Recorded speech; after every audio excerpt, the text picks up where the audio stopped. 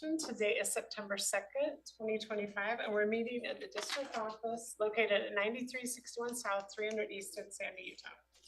The first item on the agenda is our annual SEC training. We do this because it's in state statute, and Susan Edwards, Community Engagement Coordinator, will lead us in this training. State statute, and so very riveting and exciting. Anything from the states. Can't wait. Every trust you, Susan, you'll do a great job. So this presentation is not school community council training. This is everything the board is responsible for relating to school community councils. So you are responsible for holding trainings for the district, and you have opted to encourage everyone to attend trainings. So we've always asked for 3 dates: Tuesday, Wednesday, Thursday. And see, Andrew got so excited about school community council training. No, it's probably my fault. I think that's on the table. But so you guys hold Tuesday, Wednesday, Thursday training, morning and evening, so that everybody has the opportunity to attend. You require the chairs and the chairs and the principals to attend, to have 100%, and then you encourage all others, which we will talk about here in just a minute. And those are the dates listed so that you all know. The plan responsibilities. These are the plans that the school community council actually work on and help implement. So that's a school land trust plan where they receive money from the land trust. And as you all know, they prepare the plan for that and how it's going to create academic achievement in their school. Pretty limited, pretty specific on what it can be used for. Jeff Haney's not in here, or I would tell you that I have managed to make him probably the happiest I've ever made him in 17 years by finding out that yes, indeed, in certain circumstances for academic achievement, this can be used on transportation. That will come into play down the road. They also are responsible for doing the final report from the previous year. So a synopsis of, was their plan from the previous year used the way it was supposed to be? What did it achieve? They're supposed to turn a final report in as they lined up with, what is the report called, Leon? As they lined up with UASBO, but what's the name of the report in March-ish? Anyway, as they lined up with the business administrators' reports, they don't turn that in now till January until March, but we do ask them to write it as soon as they get back in the fall so they actually remember what they did last year. And then the safe walking routes plan, which we will talk a little bit about as we get into safety. And then any necessary amendments are ran through all of you. Jeff, I did work in that they can now use it in certain circumstances for transportation. How much that makes me smile. I know. So review and advise on several other plans. They review and advise the principal in the school on TSSP plans, on positive behaviors, digital citizenship, electronic device plan, school safety, and attendance plan. And the digital citizenship, school safety, and safe walking routes we'll be reviewing here in a few minutes. For you all, these are your dates. We're going to try to have all plans due in by April 13th. We will start receiving them before that, and as soon as Alice gets them and has a chance to look at them, she will get them out to you so you can start reading them. You will have from late March till early May. All of them are, in the April agenda, you will approve on the consent agenda. You may approve, up to you guys, if any signatures with 2 plans stand approved. And at that point, then we will have them out to you. You always get the plan for the schools that physically sit in your board district, and then you always are a second signer on another plan. Then the final approval is required by May 13th, so we will need 2 signatures, all questions asked and problems worked out prior to May 13th. The required reports that you all are required to give to the schools, which staff does on your behalf, is digital citizenship and the school safety report. We provide them with a report on what we're doing with filtering, with internet safety, and then you all, and also with school safety, And then they write up whether or not they feel like it's adequate, whether they feel like they need more or less from us. And then, and then they send that back to you, which is what we will be reviewing tonight. Then these plans require SCC input. Again, the positive behaviors, electronic device, attendance, and cell tower money usage. They do not necessarily, they give input back, but they are not necessarily, they receive the plans and they review them, and just if they have any questions or they feel like there's anything, then they just give information to that. The external relations. So one of the biggest compliance checks for the state is what's listed on the website. Our department has taken over supporting the schools on several items: the prior year report, opportunities for parents to serve, distribution of how much money for the year, and then land trust and TSSP plans and signature. We populate those so we know they're done, we know they're right. The school, Janelle in our department, she helps oversee school people who are getting a stipend to help update the website, and they update those items and oversee making sure those are updated on a consistent basis.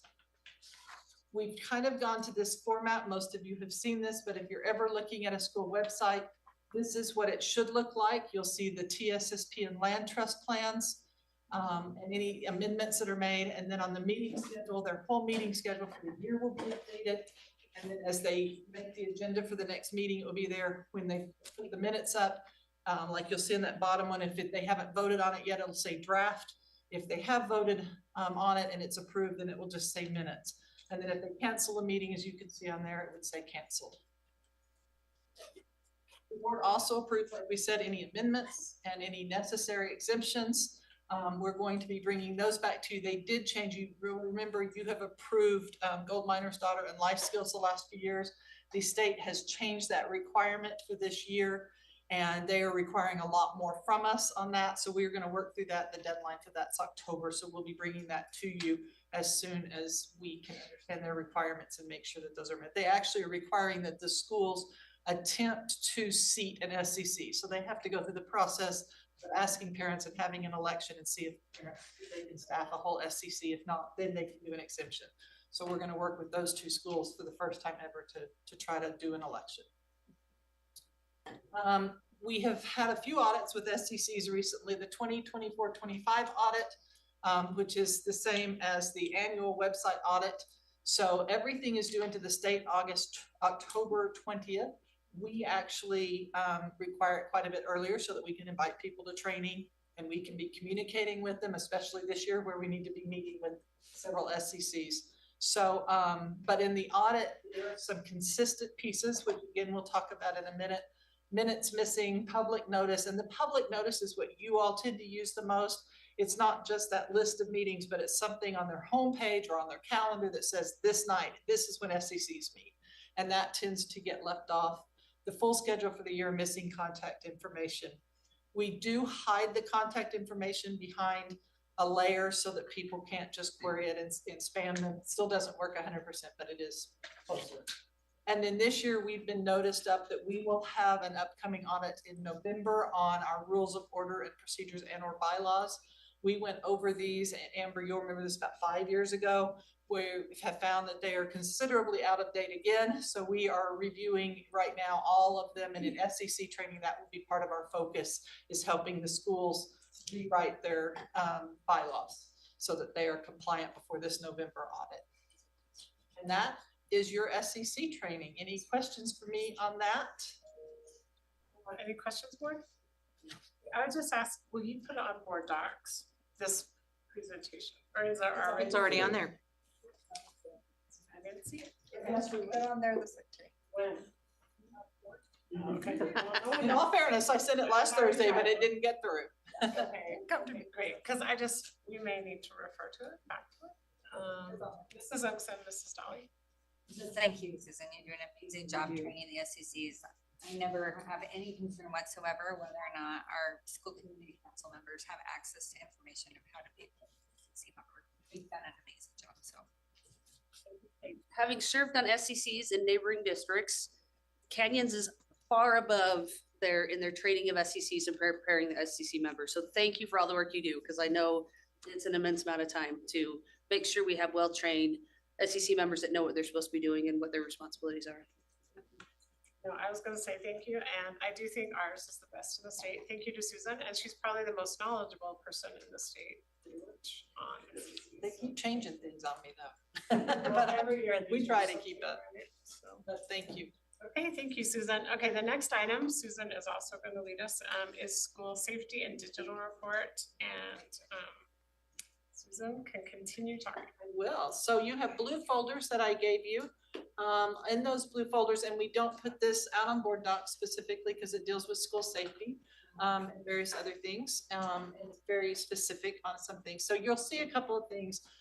The middle and the last section are just the plans that relate to your area. So you can read those on your own time. You can see them. You don't have to spend a ton of time on that trying to read those right now. But I wanted to walk you through the first few pages just so you know what you're seeing. So the page that looks like this, okay, that is a synopsis of several things. It's the SEC website that we just talked about, the audit that talks about the number one, the biggest mistakes that we get caught up on in the audits, which are minutes, public notice, and the full schedule of meetings for the year. And then you will see your list of how many people have attended training over the last many years. Ask, and we're gonna get to one of Andrew's requests here in a minute, but that is how many people are attending trainings, chairs, principals, and then all SCCs, and below are just the same information in graphic form. I'm gonna jump for just a minute to this one. And the back part of that is a lot of writing, okay? This one in the back is just an explanation. That is, Andrew, what you requested in the passage. You want to know the attendance at SCC meetings, who's attending, who's participating, and what that information looks like. So that is a report for every school. What I will tell you is it takes a quantifiable amount of staff time for someone to go through every single SCC and every single meeting to try to synopsis their varieties of ways of keeping that information. So we have worked with Jeff Murray in IT to come up with this. If you look at this, and we're just proposing this to you as an automated form that they would simply put their community council members' names in, and then every time they have a meeting, they would check it off. Who's here, who's not, who are guests, and then IT can query that for us very simply. If that is something you all want to have us do and have us train at training, then we would do that. We would like to try it and to see if that helps us out in time and staff wise. It's already created. It's just a matter of if that's okay with you all to roll out. So are we okay with that board? Yeah. Okay, and we'll see if it works. If not, we'll do it the old-fashioned way. And then the last page looks like this. It's colorful, and this is your safety and digital citizenship plan, which you will be reading in your notebooks. A couple of things to note on there is how those work. I'm going to explain those, and I want to explain the safe walking routes to you. So on the school safety and digital citizenship, it looks like this, Jackson. It's very last page. Sorry. So we give them the report on your behalf, right, for those two topics. They discuss on school safety and say, what's our number one concern, and what maybe, if do we have anything beyond number one, number two, number three. They put those into a report for us. We sort through and say, this director is probably over that area. We notify them. Dr. McGill gets a few. Facilities gets close to 50% or more of them. But we put them in, and then we send them to the director who's responsible for that area to help address if there's answers. Sometimes there are, sometimes they're not. Like a lot of times, Brian will just simply say, I think one of the biggest answers has been, we're doing Thrive Time. This is how it's implemented. This is how it's used. And we'll talk to the principals if there's questions that need to be addressed, basically. So we track that. And on the digital citizenship, very much the same thing. Their question is, do you feel like our filtering is acceptable? Do you feel like parents, you have the tools for parents to get enough training and information?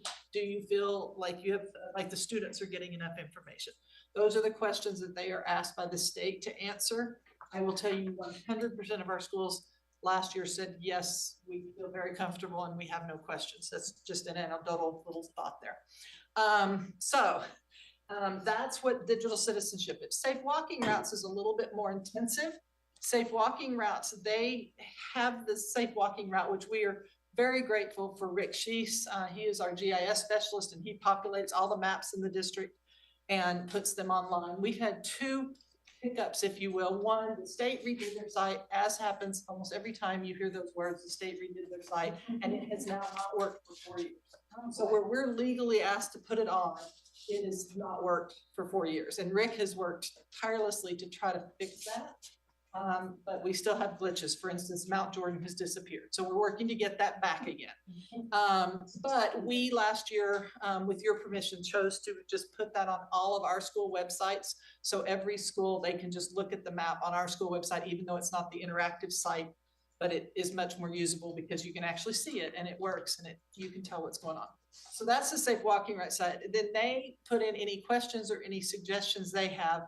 We then schedule meetings in November, December, and January with our cities and county and UDOT, whoever is required to discuss issues with. And that's where we talk about the questions of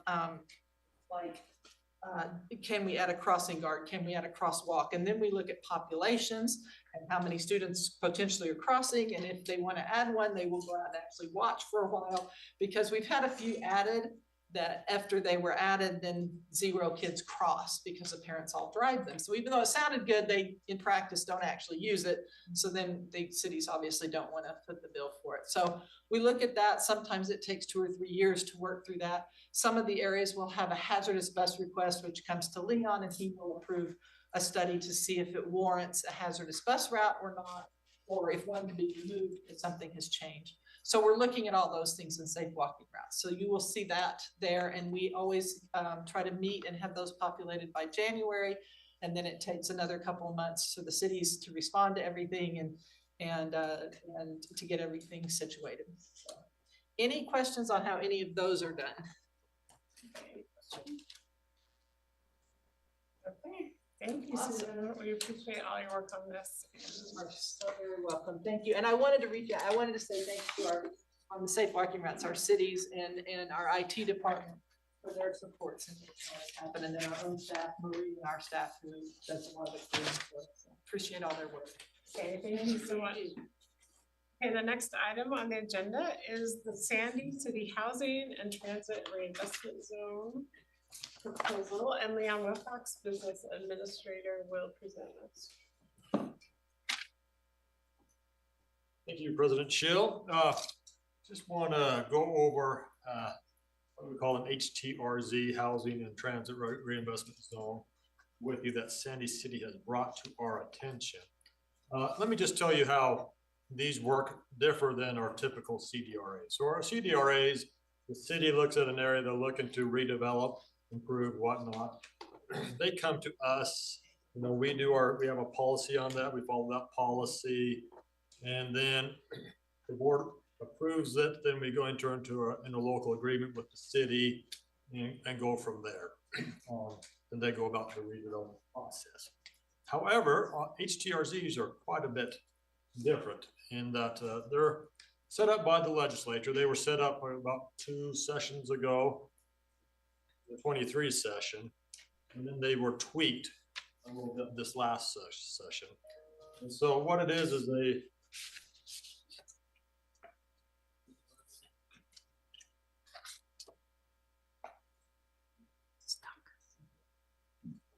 a couple slides, so it's no problem there.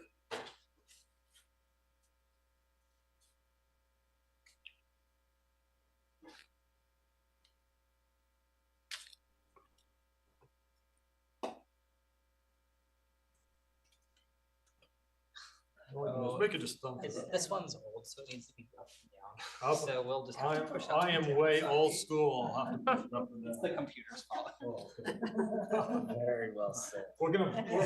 Yeah, everybody heard that. It's just the computer's fault. So anyway, with the HTRZs, the main thing is the legislature is trying to get more affordable housing, more housing period in the state. That's the impetus behind it. And so the school board is somewhat left out of it. You guys really don't get a chance to vote as a group. However, we get 2 voices on this 13-member committee. Each member of the committee gets 1 vote. So what happens is we go in this meeting and it's scheduled for on the 22nd. It's gonna be somewhere on Sandy. We don't know the exact address yet, but we'll go in there. And Zions Bank will do a presentation on this HTRZ and we'll discuss it, then we each vote. And if the majority votes wins, if it's majority passes, then it votes yes, then it passes. If not, then it doesn't. So Jackson, so their CDRA committee is Andrew Jackson, myself. And so Jackson and I will attend the meeting on the 22nd on behalf of the board. So you can see it's made up of 2 senators, 2 reps. So it's I believe Senator Colomore, Senator Harper, Representative White, Representative Dunnigan, Mayor Zoltansky will represent Sandy City, and then somebody from each of those agencies going down. So 13. So that's how it, that's either how it passes or doesn't. So we don't get a chance to negotiate or anything like that. We're more accustomed to in the CDR world. So the housing, trying to build ourselves out of this housing crisis that we're in. This is one of the. Hit this one here. They're trying to build themselves out of this housing crisis by taking money from school children. That's gonna help. So what happens is they're looking at high density, and so they're focusing on stops at either front runner stations or track stations, okay? And so you have to be 1/3 of a mile. That's the black circular line. So the front runner station is right over here on the other side. So you have to be 1/3 of the mile around here to qualify, okay? And so what they've done is they've designated this red outline here as what they're proposing for HTRZ, that section right there. So once they do that, then they have to make sure there's at least 50 units for every acre. So it has to be, very, very high density housing. And then they can take up to, they can go less, but they can take up to 80% of the tax increment. Again, as the property taxes go, as the value goes up, that generates more property taxes. And so that, and then in the past, we've always negotiated with the city on how that is to be split. For these, they can take up to 80%. There's no negotiation. They can take less, but they're asking for the full 80%. Up to 25 years, can go less, but they're asking for the full 25 years of it. So they're looking at building some in these places here. So that is working. So here, the Innovation Center, we talked a lot about blue today. Okay? So this blue and this blue, and I have blue on too. So, and this blue here, these will all be housing right here. This will be a hotel on one side and a residential on the other. And this right here will be some type of office building once it's up. And that's what they're planning.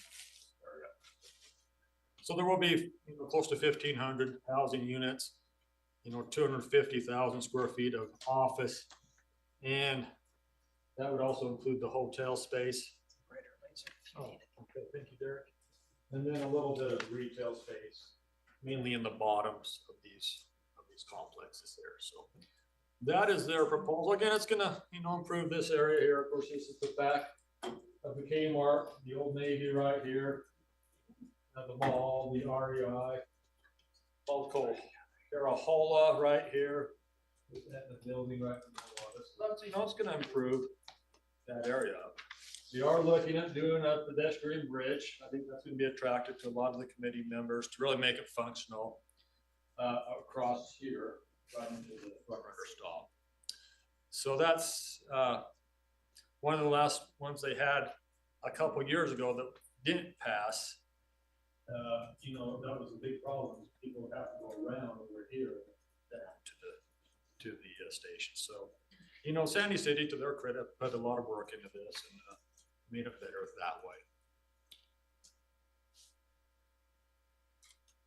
So here's, you know, just rough numbers of what they're looking at going out for. So when it's all built out, and it's gonna take them 8 to 10 years to build this whole thing out, and well into the mid-30s. You know, they're looking at being in that $450 million taxable value. Then over those 25 years, they're expecting to collect themselves $144 million of tax increment. We think in our projections, you know, again, a lot of these are going to be 1 and 2 unit apartments or condos. You know, we're gonna, based on our formulas, we're gonna get, you know, 150, 250 kids out of that. So once it's built out in 2035, you know, we're gonna get about $350,000 each year coming to us that we wouldn't get right now. But we're also gonna get 100 to 250 kids. So that will equal out to around, you can see the numbers here. There's 100 and 250 kids, we'd get about 1,400 per student. 150, we'd get about 2,300 per student. Currently we generate about $6,800, $6,900 per student based on all the values. So, you know, we take a hit there. And when it's ended, you know, 25 years, we're all here. Can generate quite a bit. So, and of course, that's the purpose of CDAs, CDRAs is, you know, you build up the infrastructure, you give away the increment for a period of time. We usually don't go, our policy says no more than 20 years. But this is 25, and then when it's over, you know, you collect the full increment going forward. So that's what it is. That's it in a nutshell. They have, you know, they had to prepare quite a proposal under the law, and so you can see their application on board docs and their full proposal there on board docs. Okay, I didn't want to, knowing how much time we'd have, I didn't go into a lot of that detail, but it's down on board docs. So that's it in a nutshell. I don't want to speak for Jackson, but you know, if you wanted to, I don't think we need to take a motion or a vote. If you wanted to tell us your recommendation, how we should vote, I'd be happy to do that on that. I do think Sandy City, to their credit, has done a lot of work here. I think majority of this committee will probably see it favorably. I can't say that for certain. It's how I wouldn't be surprised how it goes. Neither, if they weren't gonna vote yes.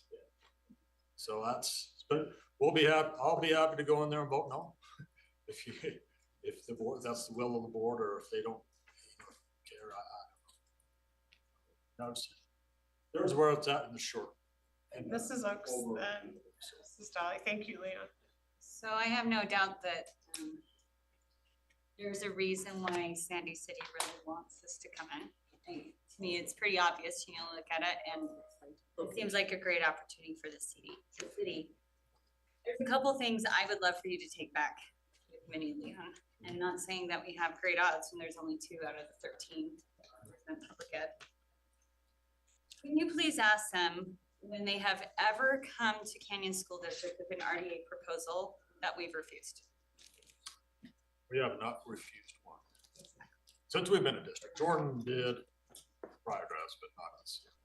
And why is it they feel like they are bringing one now to us when it's when we essentially have no say? Those are 2 very significant questions, and it appears to me very strongly, especially when we're looking at the amount of money we will get per student goes to a 5th, up to maybe a 3rd of what we currently receive. That this is absolutely going into the pockets of developers rather than to school children. And everyone listening to this, the public or anyone else, ought to know that this bill went through very end of the legislative session. It was a sleeper bill. Nobody was aware of it, and they purposely slipped it under our noses. They purposely kept us out of it. They kept us in the dark about it on purpose, including Sandy City. So while, yes, they might have a nice presentation, make no mistake that that presentation is a shiny way of saying, we've just cut your funding for kids that, when it's low-income housing, they are our most at-risk kids and are usually the ones that require additional financial supports to make sure they are successful in school. Say, please vote no. It goes without saying, but please ask them those questions. Katie, did you have comments? I, right along with the lines with Amanda, like, I mean, the only way we're gonna make up for difference for paying for these kids that are gonna be living in this area is by taxing other citizens in the city of Sandy. Yep. So is it worth the city of Sandy for other citizens to pay more taxes so they can develop this area and at the detriment to our school children? I mean, I think this is crazy we can't come up with that money. We don't have other sources of money without raising more taxes. And so to come and ask millions of dollars from our school district is ridiculous. Any other comments? Okay, board, are we all against this? And would like them to vote no. I mean, I just wish, you know, we have a policy, right? Our board has a policy on these type of investments. And I just wish we could have had some input. That's what I would say. Well, and just the fact they're going for the max amount. Like Yeah. there's not even, we're not even trying to make it work. Max There's amount. no motivation for them not to go to the max amount. That's the incentive for them to go for the max amount. What's our usual increment that we decide on? Isn't it much lower? Am I wrong? We usually never go above 80, but we try to go lower. We'll go up to 80 if it's a shorter term, you know, like 6, 8, 10 years, but not 25. Yeah, But our last couple have been 20 years at 60. So you get that. So it's not as much tax. A couple things, you know, that concern me is one, you know, as I said, the red outline area is the one that we're proposing. You know, I'd hate to see one get brought down in here into the mall parking lot, right? Where essentially what the mall parking lot is. I hate to see it expand. You know, this kind of frustrating because this area is out of tax increment now, but it's pretty much been in tax increment most of the time. So it just exited out, but we do have one here on what's called the Civic Center North, where you know, Health Center Theater and go on that Mountain America building there, but that's still an increment. But, pretty much everything here from St. Louis south, south is now, right? Most of the time it has been in increments.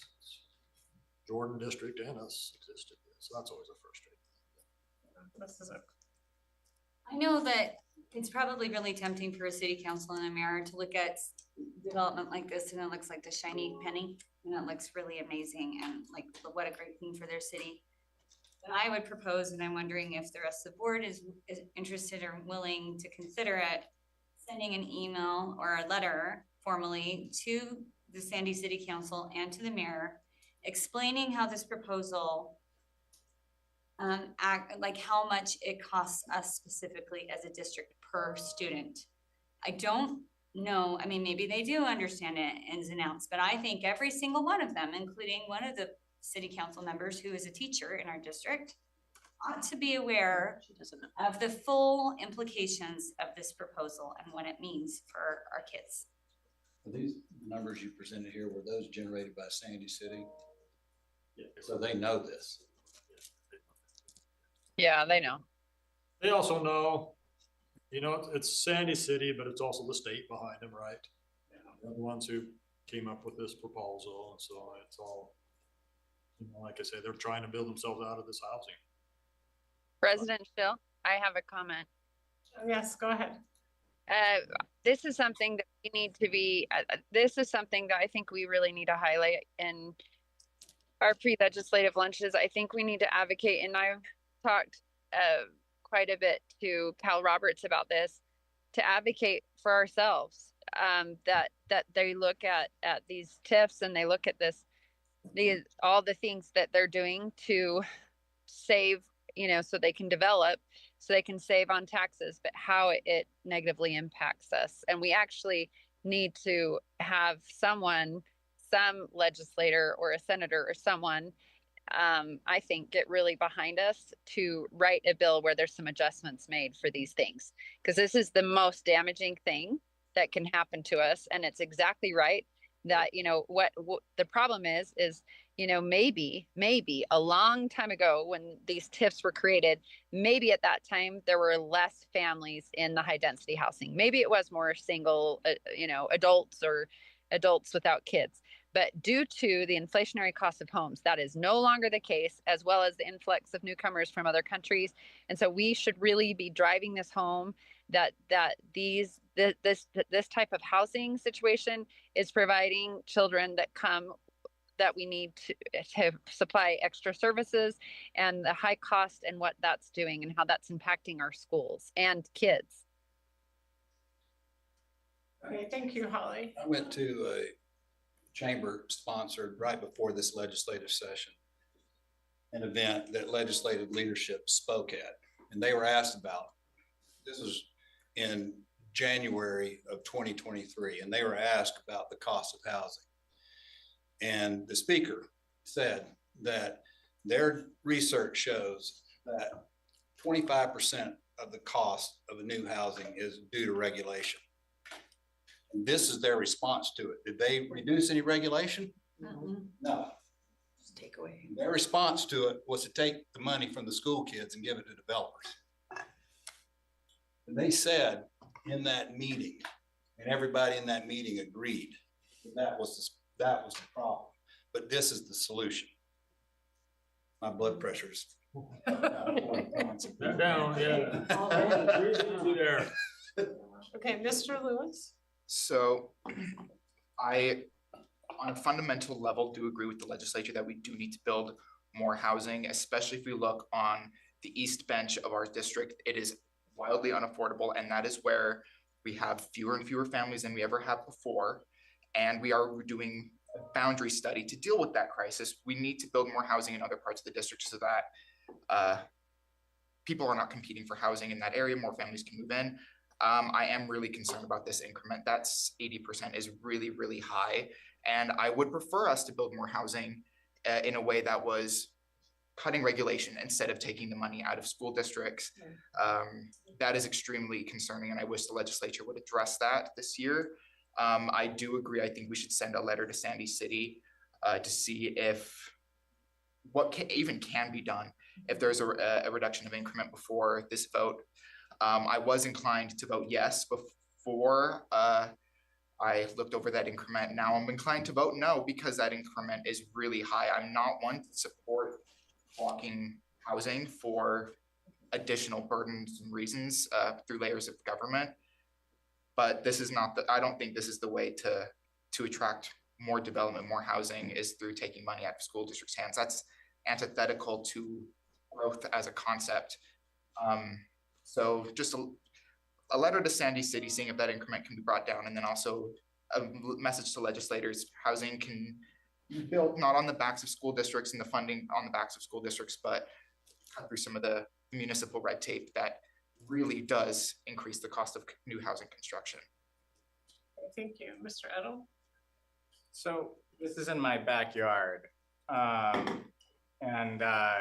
mean, the area needs to get developed, but I really appreciate what's been said, especially your comments, Amanda. I think they were spot on. I just wanted to note specifically that they're using this to build a luxury hotel. It is, it's got a pool on the 5th floor. How affordable are those homes going to be? They're not.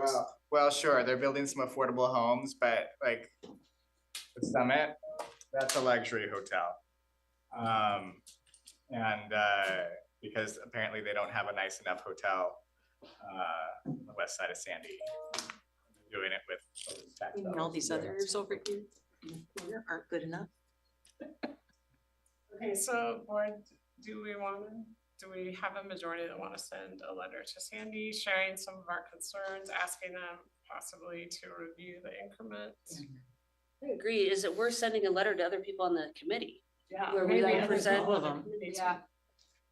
Charlie, Susan, what do you think about that? Is that I gonna think it's a good burn idea. bridges? I think we're all in agreement with that. Okay, good. So maybe just sharing our concerns, asking if they'd reconsider the increment or lowering the years, right? Like doing 20 years or. 20 years would be helpful. I mean, you think about how many kids are gonna go through our schools in 25 years, Yeah, that we're gonna be taking a hit, that's that we're at a deficit. And it's not like we have money to borrow from that we can pay for those 25 years and then we recapture it later on. That's right. And Mrs. Nyberg? I don't really want to say, hey, can you consider doing 20 years and give them a option? What I would prefer is, you know, for us to even entertain this, it needs to be reasonable and let them come up with what terms No, are. they're gonna have the votes. We have no say. We have no say in it. There's right? only two Yeah, votes. Let's do a specific. Oh, there's only 13. two. I We're missed the only that. 2 votes out of the 2 out of 13. It We will only have pass. these. So it's gonna pass regardless. It's gonna Stack the deck against us. But we have to make noise. It's gonna pass, but we just want to register our display. Okay, then can we have this be a slide with our pre-legislative lunch? Yes. We need that, and we need to show what the total is, and this needs to be huge messaging, and we need to be lobbying right now to find a senator to craft a bill to help correct this problem. Question for Leon. So if this is all about housing, how is a luxury hotel in part of the tax increment? Yeah, good question, Rose. I mean, I think that's something that should be brought up to the committee. Why is school children paying for a luxury hotel? Developers. Well, exactly. I mean, certainly we know who's behind it, but Yeah, let's point that out too. Mrs. Oaks. Man, do we know how much tax revenue Sandy City is going to receive from this yet? So they'd be under the same thing, that, you know, they'd give up 80% of theirs. They don't live on property tax like we do. They live on sales tax. Yeah, this, But that's my point. Retail. As a luxury hotel, how they'd get- much do they potentially stand to gain from having something developed? That's a good point, because they do get the TRT taxes. Exactly. they get- and they get, I don't know if they're giving up High in any, the state. I'd have to look at their proposal. I don't think they're giving up any retail sales tax. Is there any way to ask about that and to actually point that out in the letter? I'm sorry, this is ridiculous. The fact that we're taking it from the most vulnerable. Yeah. They're Okay, so- taking it from the most vulnerable in order to make sure that they can run more effectively as a city. And to Katie's point, guaranteeing that we are going to have to raise taxes for their citizens, who, by the way, came at us. They were mad because Sandy's already raising their taxes. Yeah. Okay, so do we want to send the letter to that whole list of people? Yes. Yes. And to the city council in here. Let's just send it to everyone. Who's crafting the letter? Let's send it to every taxpayer. Communications, who's crafting it? I don't know, Leon can work with communications or whoever, or Susan and Charlie. And we'll get a copy of it. Okay, thank you, Leon. Good discussion board. Okay, the next item on the agenda is policy updates. There are a lot of policies. So we will turn the time over to Jeff Christensen, Assistant Legal Counsel. President Shield. So when we met as the policy committee this last week, I didn't put it in the slides because I knew I needed to be brief here, but we did a little review in our meeting with the policy committee, and we reviewed and updated 28 policies last school year.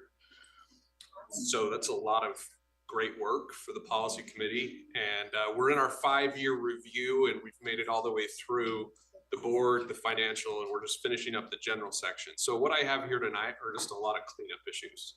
Nothing too, as Andrew was mentioning prior to our meeting, nothing too controversial. It's just a lot of cleanup. And so I'll try to move through them quickly and get you a break before the business meeting. Copyright. Nothing's really changed in federal law, but we wanted to make a couple of tweaks in the policy itself to just clarify the responsibility for school administration and our licensed personnel that they'll make a good faith effort in working through copyright. And this is primarily for our educators as they're in the classroom with the resources they're using to instruct. And the main update to the policy is the exhibits that really walk through what's referred to as fair use under copyright.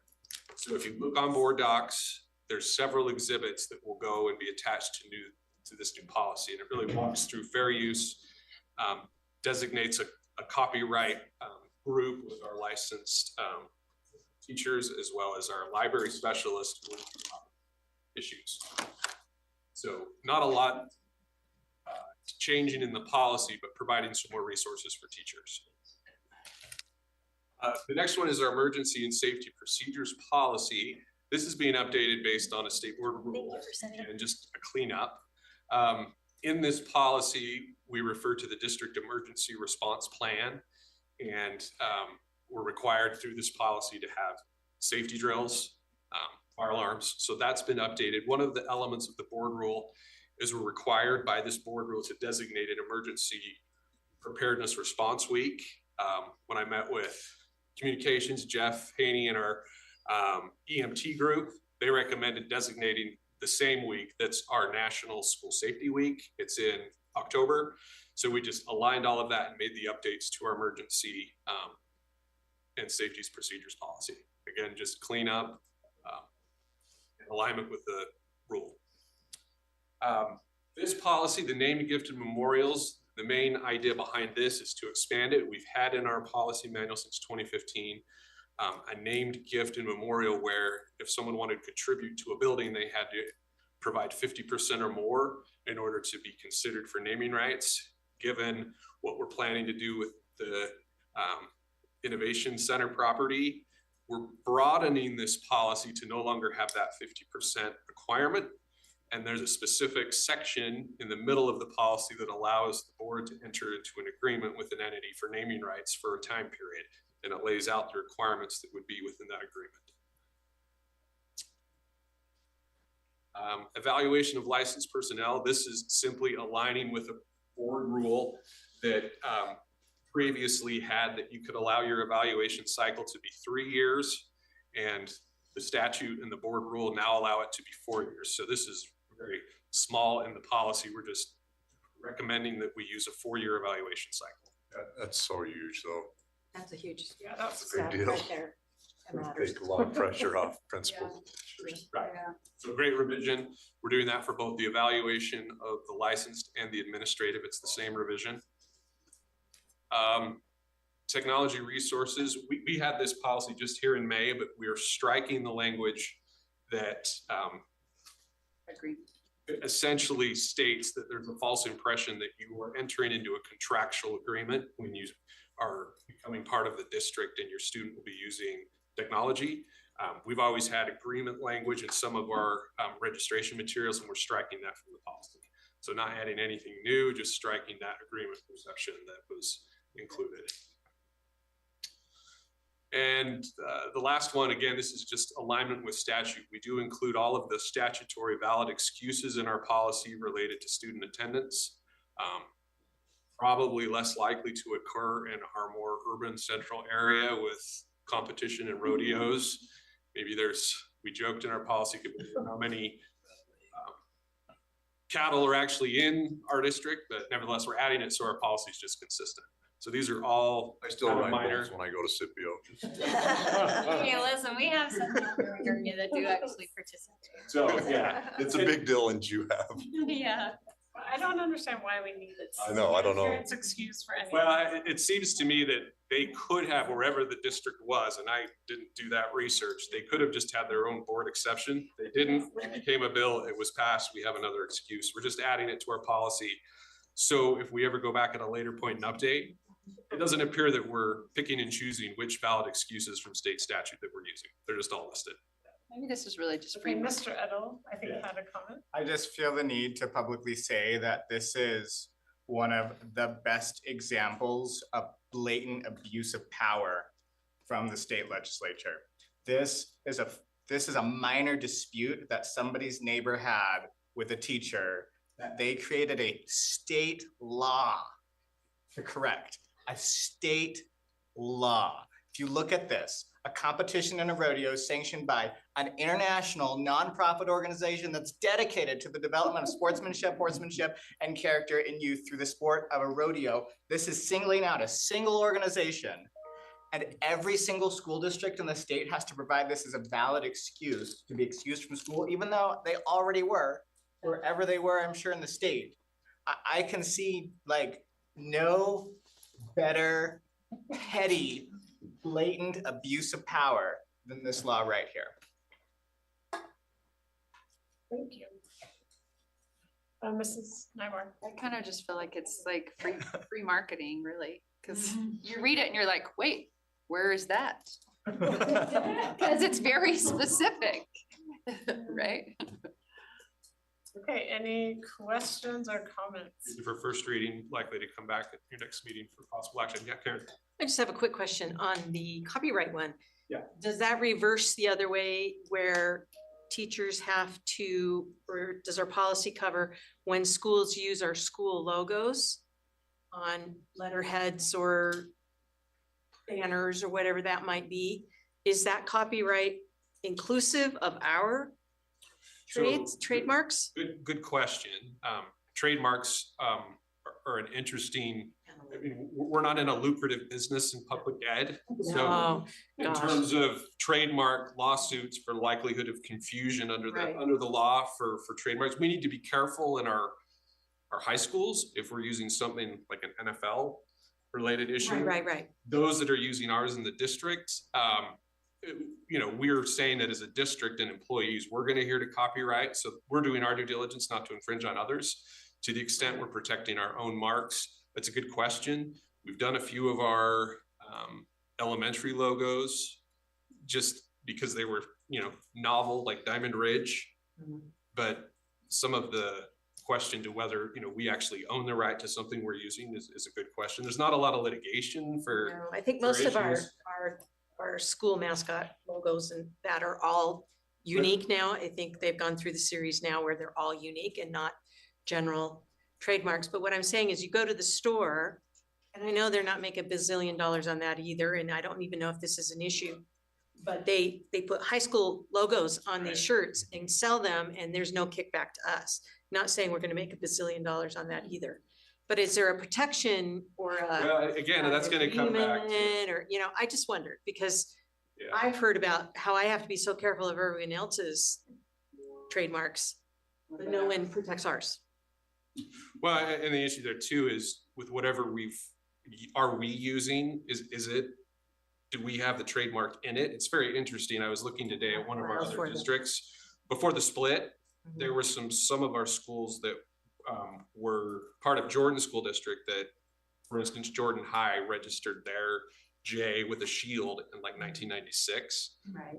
As soon as the split came, that went away. That went away because now it's ours, but I don't think we've taken the steps to trademark each one of those with the state. Federal is very expensive for the attorney costs to do. So it's a good question. We could look at it. I'm just curious because it may or may not, as we're expanding with the Innovation Center and some of these other places, those things may become more lucrative. I don't know. Anyway, it's just a question. Yeah, no, great question. I mean, part of it is the you know, I've heard this phrase, is the juice worth the squeeze? So if we pay all this money to get it protected, or are we getting it protected? It isn't, and that's why we've not. Right, yeah. But I don't know that it wouldn't hurt to have a policy statement that fair use goes both You ways. should at least get permission. Yeah, just a permission thing. We're not gonna get the money from them, but I think they need to be aware that we're aware that they have it. After all, we can't use people's names, so they can't use ours. Anyway, just a question. Thank you. Yeah, we can bring something back next time. Okay, any other comments or questions? Okay, thank you. Thank you, Jeff. And we will bring this back. And now we're going to have a break. I will declare study session over.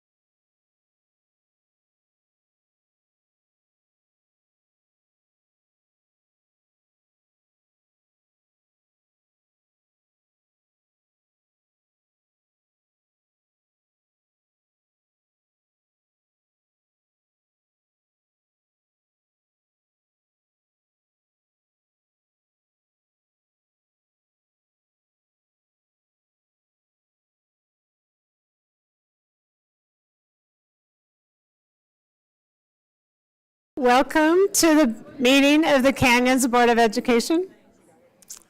Today is September 2nd, 2025, and we're meeting at the district office located at 9361 South, 300 East in Sandy, Utah.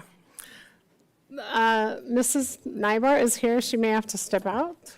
But the first item on the agenda is to approve the agenda for today. Do I have a motion? I will make a motion to approve the agenda for tonight, September 2nd, 2025. Okay, thank you. Is there a second to that? I'll second. Okay, thank you. Is there any discussion to the motion? Okay, seeing none, I will call for a vote. All in favor, say aye. Aye. Any opposed? Okay, that motion passes unanimously. The next item on the agenda is the Pledge of Allegiance, and we will be led by Butler Middle School Principal Brian Rudes, and then after we will hear some school highlights.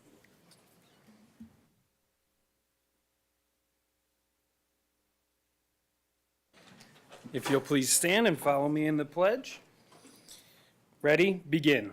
I pledge allegiance to the flag of the United States of America and to the republic for which it stands, one nation, under God, indivisible, with liberty and justice for all.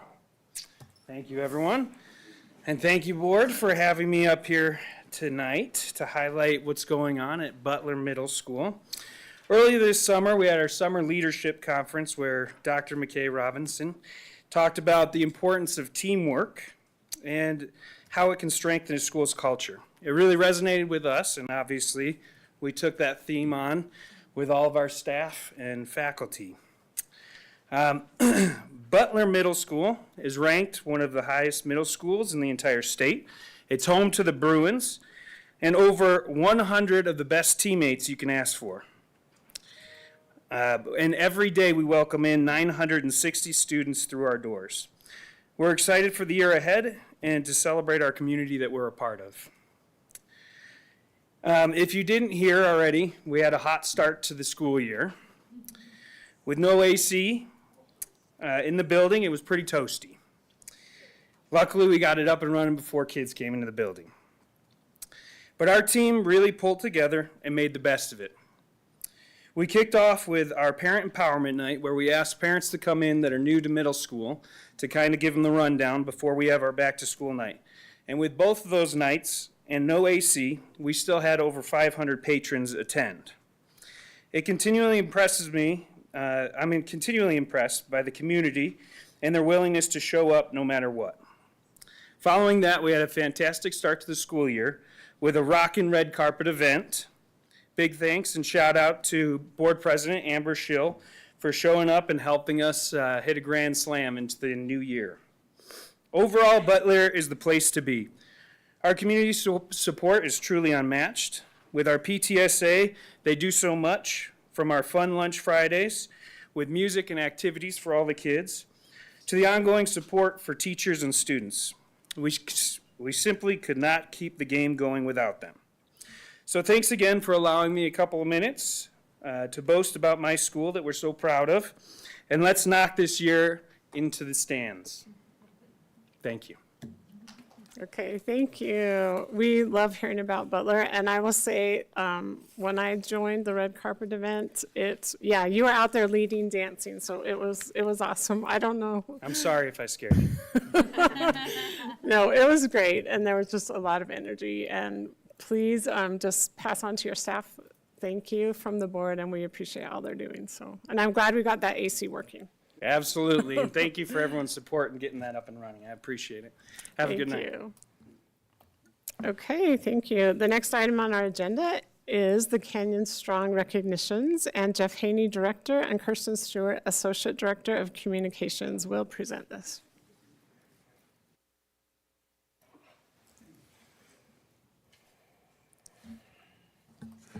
President Schill, thank you for this time to recognize the ways that Canyon School District is truly Canyon strong.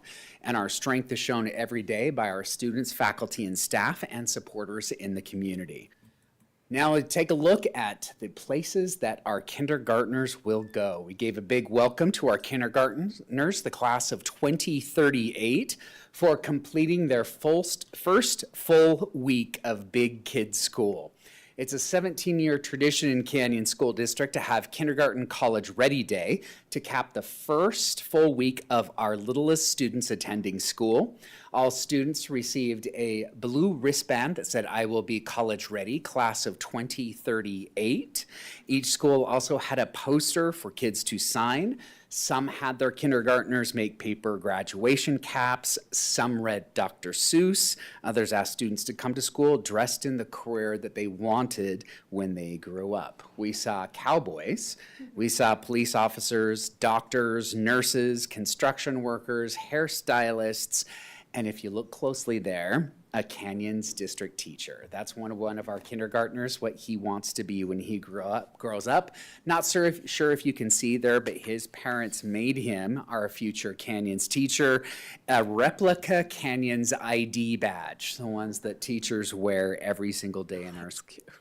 Kindergarten is a great place to send the message that school is a fun place to be, that every day counts, and that every day dedicated to learning leads to being college ready, which also means being career ready and for the rigors and demands of the workforce. It was a red letter day at Eastmont this morning. Well, I guess I should say a red, white, and blue letter day for the Patriots at Eastmont Middle School. This morning, students were welcomed back with balloon arches and confetti cannons in the Patriots' school colors of red, white, and blue. The Jordan High drum line and cheer squad also lined a red carpet in front of the school to welcome students back to the facility after they started the first 2 weeks of the school year in a remote learning schedule. Renovations at the school are finally completed enough so the students, faculty, and staff can safely return to the bottom, middle, and top floors of the school.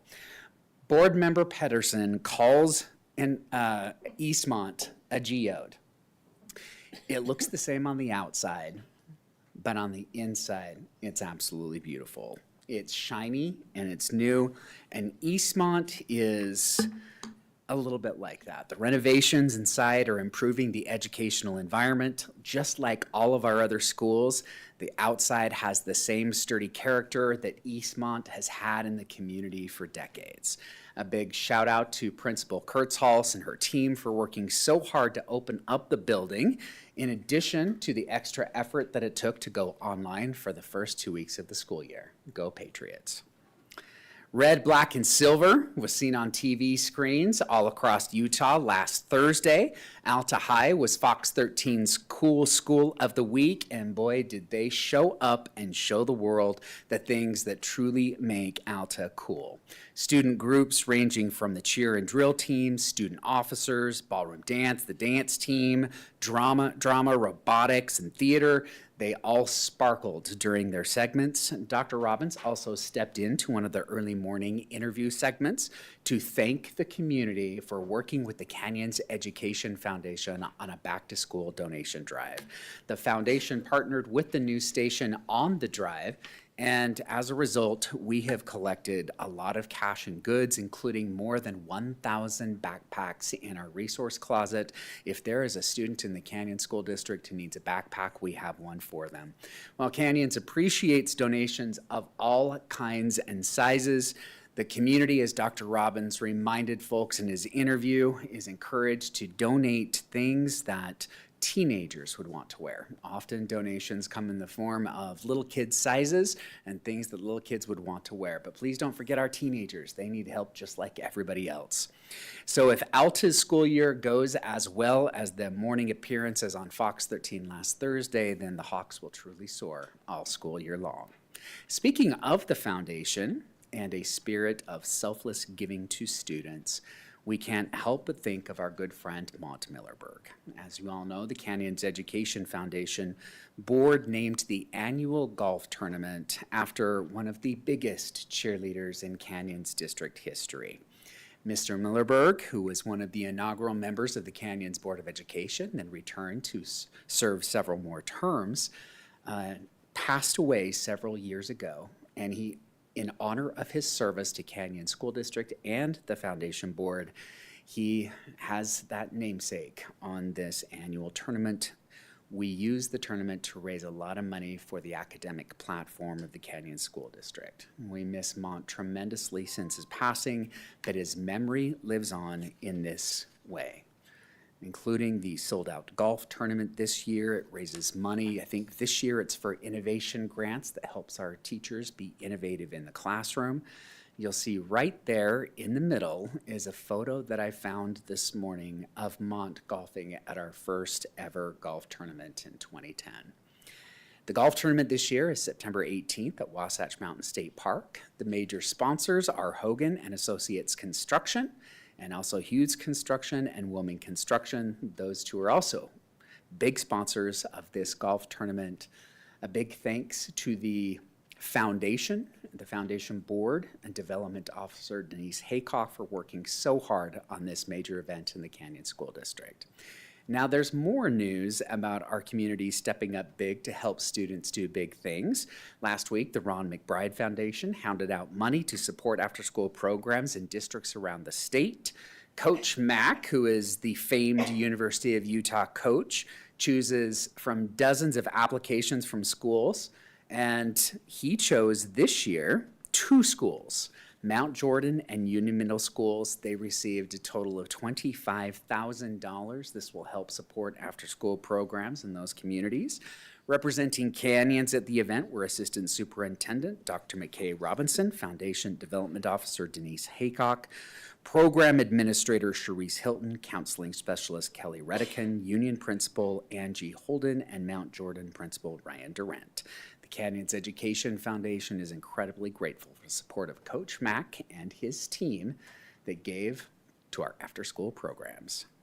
From the University of Utah to Utah Valley University, we have some news that the next Canyon Strong recognition is for Gretchen Zaitsev. She's our library specialist.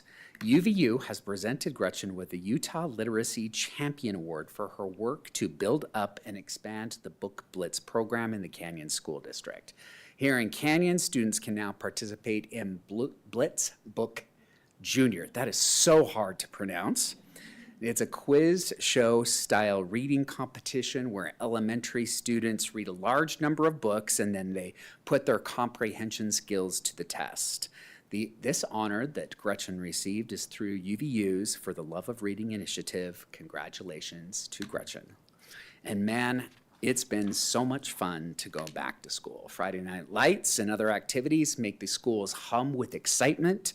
3 cheers for the home teams, and it's hard to believe that homecomings are just around the corner.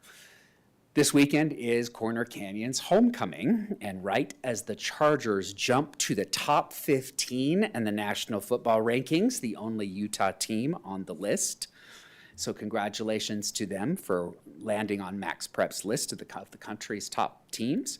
Hillcrest and Alta last week both won big in front of cheering home crowds. If you look at that photo of the new scoreboard at Schick Stadium, you'll see that the Huskies put nearly 50 points on the board against Cottonwood last week.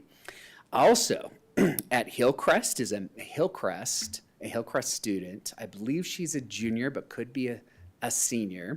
Luciana Gonzalez is ranked number 4 in the entire state in first singles girls tennis. And we can't forget that Brighton's girls tennis team is coached by one of the nation's best, Natalie Meyer, the longtime coach of the Bengals. Last year was named the National Girls Tennis Coach of the Year by the National Federation of State High School Associations. And she is one of the reasons why the Bengals have such a strong tradition on the court. She has led Bengal girls tennis teams for more than 20 years and was one of the 10 prep coaches chosen as 24 National Coach of the Year. And this was in girls athletics. Her selection was announced earlier in the spring, but we're looking forward to this season as the National Coach of the Year in girls tennis leads Brighton High School's team. So good luck to the Hawks, the Bengals, the Chargers, the Huskies, and the Beat Diggers as they make their way into their fall seasons and celebrate all of their homecomings. Here in Canyons, our students and personnel are always considered the home team. And that's where the community stands and cheers in support of CSD. It's where you can learn more, you can do more, you can be more. President Schill, Thank you for this time to celebrate the ways that we are Canyon strong. Okay, thank you, Mr. Haney. We have now come to the patron comment portion of our meeting. The board often designates time in meetings to listen to the patrons of the district. Patron comment time is limited to residents and taxpayers of Canyons District, students and parents of students, and current employees of the district. Tonight, individuals will be given 3 minutes, and those representing groups will be given 5 minutes. Comments made during patron comment time are part of the public record. It is the board's practice to listen and take notes during patron comments. The Board of Education does not discuss matters that are not on the meeting's agenda, nor engage in public comment on individual students to protect their privacy or employee issues. If a patron wants to comment on district employees' character, professional competence, or mental or physical health, the board requests that those comments be submitted to the board in writing. However, if the patron determines to verbally comment on those personal issues, the comments need to be civil and refrain from personal attacks, insults, defamatory, or slanderous comments about an individual. The Board of Education values input on all sides of issues. To maintain decorum and respect, we ask that those in attendance refrain from applause or other types of demonstrations during the patron comment time, as well as throughout the meeting. Comments must be age appropriate, considering children who may be present or viewing online. Okay, so tonight we have 10 people that have signed up, and I'm going to announce 2 at a time. And so if the second person can come sit in this front chair, just so you're ready to come up. The first person is Jason Maldonado, and he is representing a group, and then Juliana Jackson, who's also representing a group. How you guys doing? My name is Jason Maldonado, for those who don't know. I am the father of Kian Carmelo Hamilton. First, I would like to just thank you guys so much for reacting and making a difference at Jordan. It means a lot to us, and I know for our families it means a lot. Like, you definitely have reacted very fast, and I know I came here and raise a little bit of hell, but I can also come here and say thank you, and I can acknowledge when a good job's been done. You guys deserve to be in those seats, so thank you very much. I know that was one of the things I spoke about. So also, I'd like to apologize if I hurt anybody's feelings. It wasn't meant for that. We had our first baseball tournament in memory of my son, and it was a huge hit. We have a foundation we started called the Kian Carmelo Hamilton Foundation, and we're using his initials as Kindness Conquers Hate. And we had 162 kids join and multiple schools up and down the valley, and everybody wanted to jump in. I think it's something we can all get behind and just make this a better community for all of us, right? Safer. Things are always going to be hard, but I know with what I've seen already with what you guys can do, I know this is not impossible. So thank you again. One thing I would like to bring up, Jordan is still our school. Oh, by the way, Jordan won it. Jordan came home and won the tournament. So yeah, it was a sight to see. It felt very good. Speaking about Jordan though, one of the things that I can see as a safety issue is where the altercation happened with my son seems to be a lot where kids try to go to fight. And one of the reasons is because there's no lighting in the baseball field. It's completely dark back there. At the same time, we have hundreds of people. There's no way for the police officers to be able to see anything. So if we can just keep that in mind, I don't know what we'd have to come up with or how we'd have to do it, but it definitely should be addressed. I believe if there's lights there, you're going to detour a lot of problems that happen back there because they want to go into the dark where they feel like they're safe, right? I think we'd be able to turn around a lot of fights. I think we'd be able to prevent fights. And that's initially what we're trying to do is prevent, right? So yeah, that's basically all I came here to say. I know you guys will take care of it. Just wanted to bring up my concerns. A lot of people don't visit the baseball fields or anything or know what's going on over there to have an idea. It's completely dark over there. And there's just a lot of people at the football games. So if we can help out the police enforcement to be able to identify anything going on before it happens, I think it's just going to help them and then help us as a community. The second thing I'd like to see if we can get together, our foundation, Dawn's mom, or Kian's mom, Dawn, would definitely like to work with you guys and see if we can get any ideas, or maybe you guys even help grow our foundation. Our foundation is helping kids that are affected by violence. For us, that's our goal now, to help others. So thank you guys so much for your time and what you've done. Okay, thank you. Now, Juliana Jackson and then Laura Nielsen will be up on deck. Yeah, yes, please. Okay. Hi, I'm Juliana Jackson. I'm actually part of the first high school class to graduate from Canyons, and now my daughter is a student at Bella Vista, and I will be speaking in regards to the boundary study. Amber Schill is our representative. Thank you for your support. Canyons formed in protest to Jordan District's poor leadership that gave our community unequal representation in overcrowded schools. Cottonwood Heights has already suffered 2 school closures, and those losses are why we voted to start this district. Do not repeat this same mistake and shut down yet another Cottonwood Heights school, which has been a part of our community for over 80 years. As a reminder, community is at the top of Canyons org chart. Our votes and our taxpayer dollars are why everyone is here. District level expenses far exceed elementary school costs and are the real burden to taxpayers. Our elementary school costs approximately $1.2 million to operate, but district level expenses total $202 million.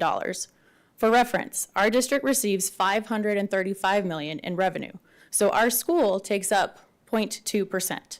While district overhead accounts for almost 38% of revenue. This is where the cuts should happen.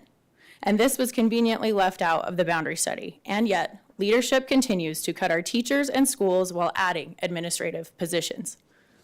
The district also spent over $50 million on a new tech school out of reach of our kids in our community, but still using our taxpayer funds. Clearly, Bella Vista is not the problem here. The district is targeting our most vulnerable and youngest student population to avoid true fiscal responsibility. Our students and families do not want to be scattered and stuffed into other schools farther away from our homes. Our neighboring schools are already at or near capacity, and closing would force our kids from a safe, beautiful school campus into unsafe and uncomfortable, hot portables. In fact, our community voted to remodel Bella Vista, and it is a waste of taxpayer dollars and betrays our votes to throw that away a mere 15 years later. District leadership has shrunk our school boundaries, promoted neighboring schools over ours, denied us stable, experienced principals, cut our teacher positions, slashed our PTA budget, and now wants to close our doors. Canyons now is repeating the exact same mistakes that Jordan District made. You also are robbing our taxpayer funds in favor of schools farther away from our homes and expensive administration. We want spending cuts to district overhead, not our elementary schools where it hurts our kids. Thank you for your time.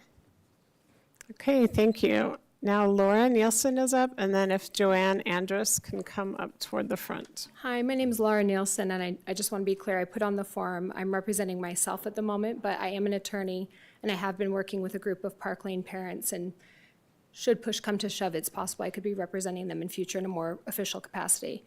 I just wanted to ask, I joined the group a little later than others. Is this the first time there's been boundary study, people having public comment on the boundary study without knowing the actual proposal of the boundary study? Like, we're about to hear that. That's number 8 on the agenda, correct? Patrons can come and speak at any time. Okay, let me rephrase the question.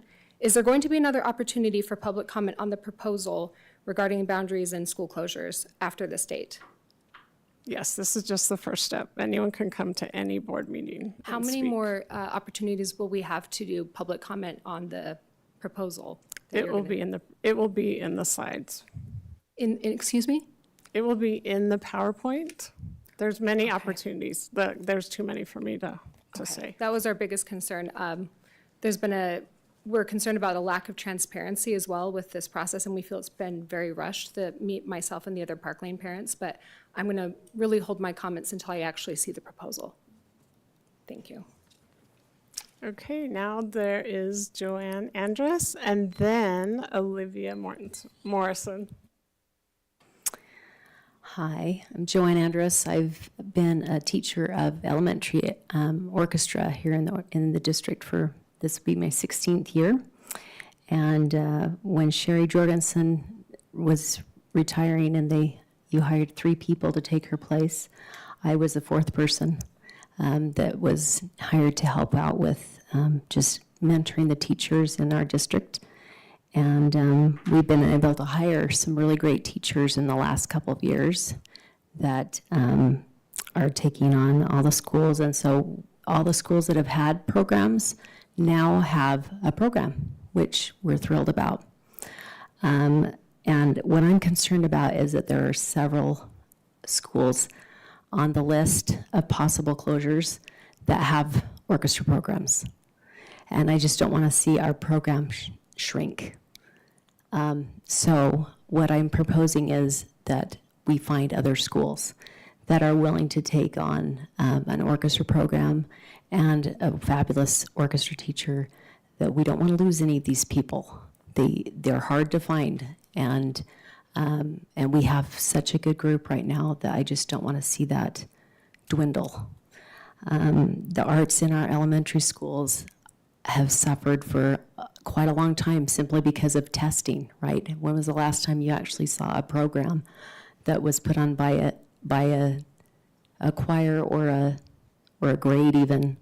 They just aren't happening that much anymore. And I just don't want to see any of the arts have to be suffering because of the school closures. So I understand why they're happening. I totally get it. Our schools are shrinking. And so our program is shrinking in each school, right? It's hard to have an orchestra with 12 kids. So we get why it's happening. I just don't want to see the teachers leaving because there's nowhere for them to go. Thank you. Okay, thank you. Now Olivia Morrison and then Jessica Watts. Hi, I'm Olivia Morrison. I'm representing myself. I'm Oakdale PTA's president. We have about 9-ish moms here from Oakdale's boundary, and Amber Shill's our representative. We just don't want Oakdale to close. We're also worried about our middle school boundaries changing. We were expecting to comment at the end of the boundary study, but I don't have anything more. Thanks. Okay, thank you. Now Jessica Watts, then Caitlin Soph. I am Jessica Watts. I have kiddos, 4 kiddos in the district, 2 currently at Oakdale. And similarly, as Olivia said, we love our school and hope it can stay open. And I have no further comments until we see the boundaries. Thank you. Okay, thank you. Now we have Caitlin Soph and Kristen Rudis. I'm not sure if okay. Just when you come up to the microphone, clarify that correct saying. Hey, I am Caitlin Soph, and I'm here with Olivia Morrison as well, just representing Oakdale and myself. I don't have much to say until we hear the proposal as well. Thank you. Okay, thank you. Now, Kristen. It's Christina Ruedas. Oh, You're not the first person to have a hard time. Okay. I am a parent at Oakdale. I'm also the PTA treasurer this year. And like Olivia and Jess and Caitlin said, we have a pretty good contingency here. We're all busy moms that took time out of our night to be here because we're all really concerned about Oakdale. Like one of the prior speakers said, Canyons Community School District emphasizes community, and that's really important to Oakdale. It's truly a neighborhood school where most kids in the area walk to school, walk home to school.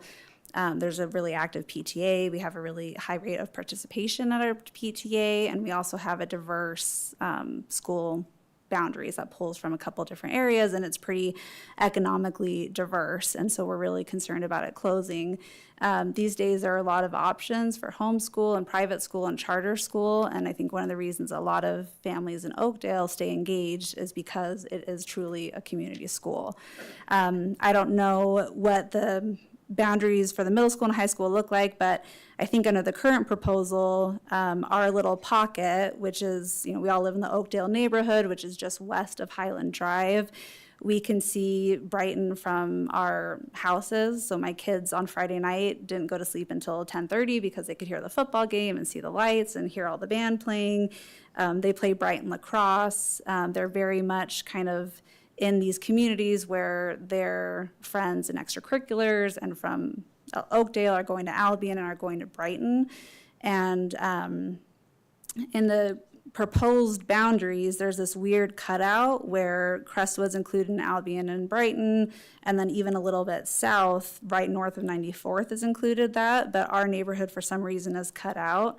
I think the 13th East Road has a more natural boundary that keeps all these kids together that are going to be going to school together, doing extracurriculars together, and that's really what's important, to create strong communities where kids know parents, kids know friends, kids can kind of have that identity instead of being kind of pushed back and forth among the different schools. Thanks. Okay, thank you. Next is David Miller and then Nicole Ford.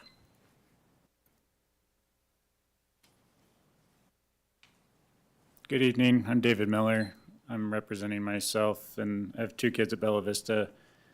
I just wanted on the record that Bella Vista is a great school, as I'm sure that all these schools that are in the proposal are.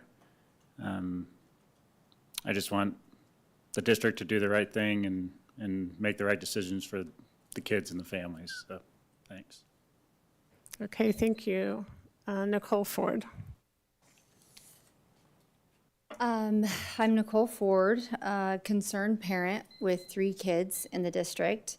I did have hopes that the comments section would be switched to the end of the meeting, but clearly that was unrealistic expectation. Having none of us know the information, we're making comments on things we don't know yet. And in that, I didn't do research. I don't have any information, but I do want to say a few things. I'm going to ask one thing, is if you guys could please listen to us as parents. I am imploring you to listen to us. We are not being listened to. We're being ignored. We're being told misinformation. We're tired, like so tired. If you look at my face, you can see how tired I am. We are in the trenches. I understand educators are also, but us as parents, we are in the trenches. We are great resources of information. My emails and our emails as parents have gone for requests for parent advisory boards, have gone unanswered or flat out lies being responded to or misinformation by our representative. I'm frustrated as a parent. You guys are making decisions. It feels like, as parents, you are making decisions behind closed doors and then letting us know or selling it to us as, okay, what do you guys think about this? But really, you know what you want to do. We are just asking to be listened to. We have information. That is all I'm asking today, is to listen to us. These boundary realignments can affect so many families, and a lot of things just make plain sense. I'm hoping, to be pleasantly surprised, but the only thing I can ask today is to just listen to us as parents. I'm begging, I'm pleading, and that's all I have to say. Okay, thank you.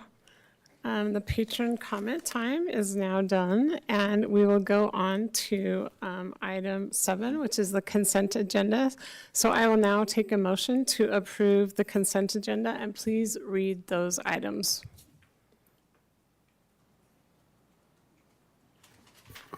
I will move the consent agenda. A, approval of minutes for August 19th, 2025. B, approval for hire and termination reports. C, approval of purchasing bids. D, approval of TSSP amendment for Oak Hollow Elementary. E, approval of Canyon Innovation Center naming and branding. F, approval of easement agreement with Cottonwood Heights for a historical monument at Butler Elementary. Okay, we have a motion. Is there a second? Or an alternative motion? I'd like to make a substitute motion if possible. That we approve the consent agenda, items A through D as previously mentioned, as well as item F, but pull item E, approval of Canyon Innovation Center naming and branding for separate discussion. Okay, do I have a second to that motion? I'll second that motion. Okay, thank you. There is a motion and a second. Is there any discussion to that motion? Okay, seeing none, I'll call for a vote. All in favor, say aye. Aye. Any opposed? Okay, that motion passes unanimously. Now, Mrs. Oaks, would you like to talk about the item you pulled? Yeah, so this is with regard to the naming of the new Innovation Center that is going to be located at the former eBay building on west of the freeway.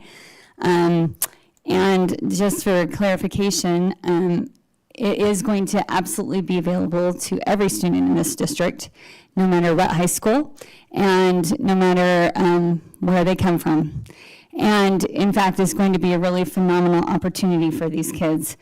Not only is it going to be incorporating our CTEC programs, which have been up until this point at a very, very dilapidated and outdated building that has long needed to be replaced with something else, but we will also be doing a lot of work with local employers to provide innovative opportunities for students to shadow under some of our best and most prominent employers and to learn entrepreneurship principles, design thinking.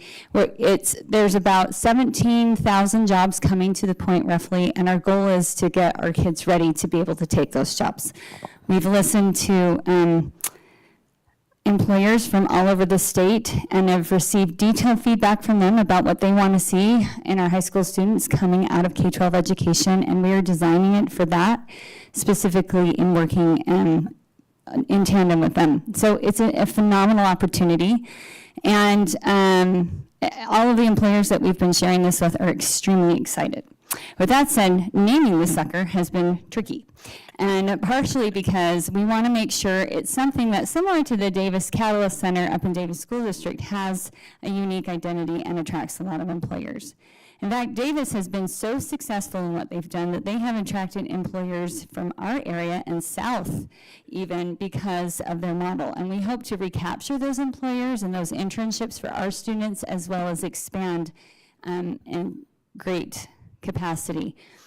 It was proposed on the consent agenda that because last meeting's we ran up against some copyright issues, or trademark issues with the name we chose, to revert to the Canyons Innovation Center.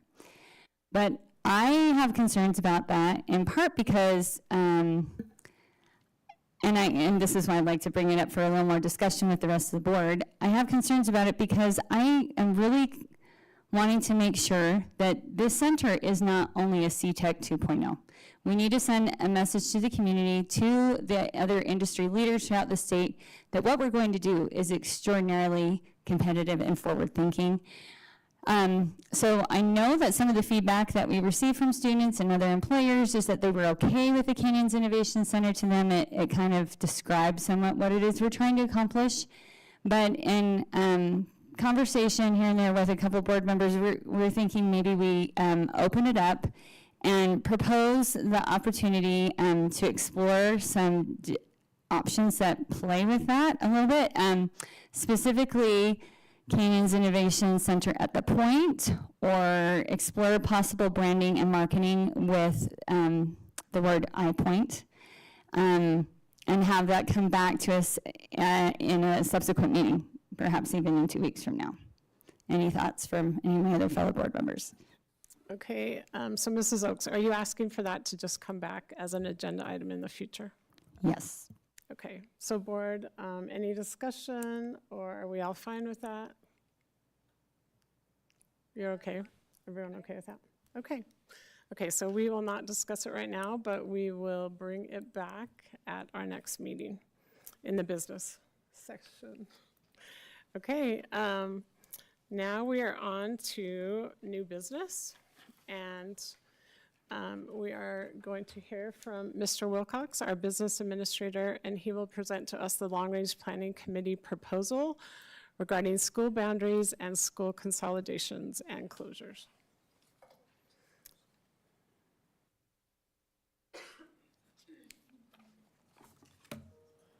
Thank you, President Schill and board members.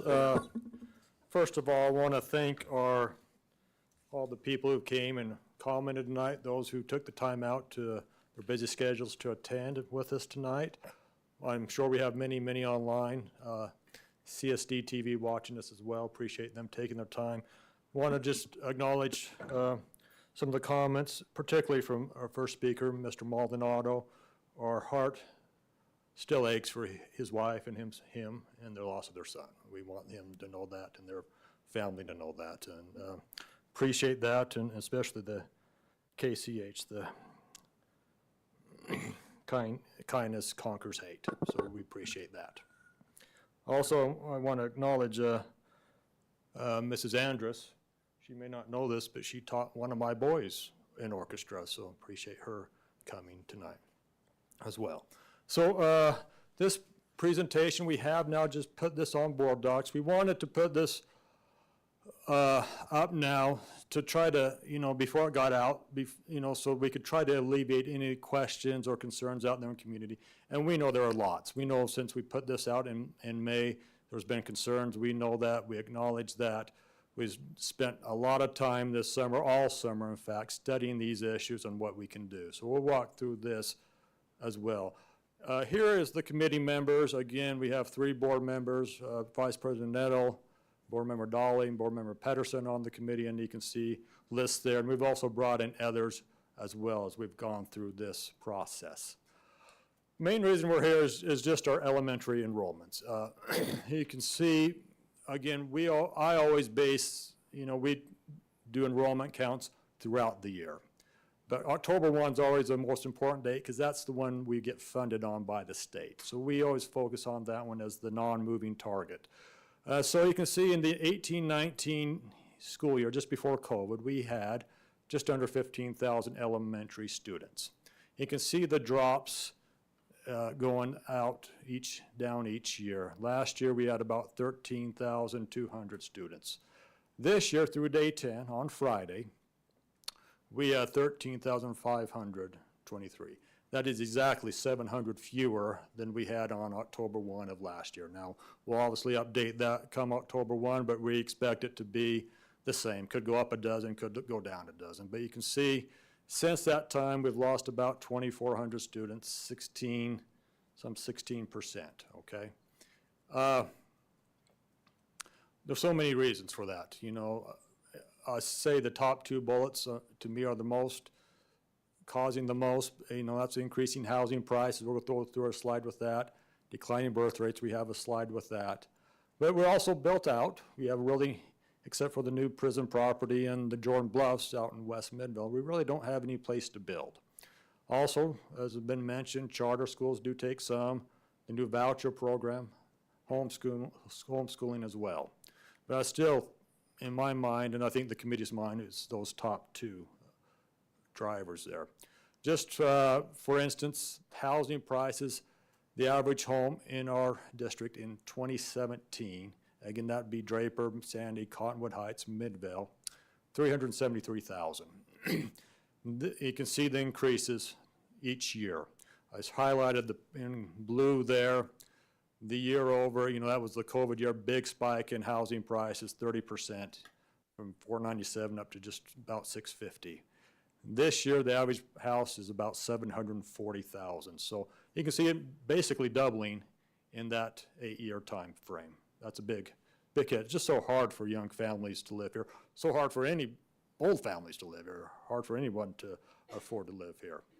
Also, the birth rate, as I mentioned, is a big driver. You can see in 2014, that calendar year is how they measure it. So we'll always be off a little bit from, the school year is September to December. So it'll always be off a little bit between kindergartners coming on 5 years later. But in calendar year 2014, in our zip codes, Sandy has 4, then 1 in Midvale, 1 in Cottonwood Heights, 1 in Draper. So those 7 zip codes, we had 3,300 births. In 2023, we're down to about 2,500. Again, 800 fewer, or about a 25% drop. And we expect it to stable out in that. We haven't got, we'll get the 2024 numbers in December. But again, that's a big issue there. I think it's a credit to our schools. I look at what we call our capture rate. Those are those are kindergartners who come to us 5 years later. Again, they'll always be off a little bit because of the September 1 start. But again, we capture, in the high 60s, which is pretty good compared to most districts. And so I think that's a credit to our tremendous schools, and every one of them is great. So those are the two main drivers there, the birth rate and the housing prices. As we've talked to as a committee, we want provide the best education for our students. And really, we look at what size an elementary should preferably be. And we feel like it should be at least 3 classes per grade, and preferably four if you can get that high. We don't have a whole lot that are up in that 550, 560 range. We have a few in that 425, but that is our preference there. You can see where we staff our teachers at, 22 teachers. For every, grade 1 through 3, they get 20, for every 22 kids, we give them 1 teacher, and same with 4 and 5. For every 26 students, 1 teacher. And so the principals are then in charge of divvying out those FTEs, to cover the classes. These are the 8 schools, as we talked about last May, that we wanted to study. And you can see, and all, as has been mentioned here by the patrons, every one of them is fantastic. They all do so much good for our communities, and we want to acknowledge that. You can see the enrollments in the 2018-19 year. Then I did every 2 years. Again, I'm using the October 1 dates with the day 10 on this year. So you can see some have dropped more than others, and some haven't. But you can see each one has had somewhat of a decrease over the years, and that is for all our schools. Also on board docs, I put out a history of the last 5 years plus the day 10 count for this year, so you can see what all schools are doing, and as well as all our middle and high schools as well. So if you want to review that, it's out there on board docs. Again, all these schools in the northeast to north central part of our district, they're all in the blue, all connected there. We were going to look at Copperview and Sprucewood. We decided to pull those out at this time, and we may need to come back and later and study those in other areas as well. As we continue to, this forecast in student enrollments, we do believe that will continue for probably the rest of this decade, and then maybe in the first couple of years in the 2030s. We do think that will stable out, and maybe we'll start to rebound and increase, but we'll have to wait and see on that.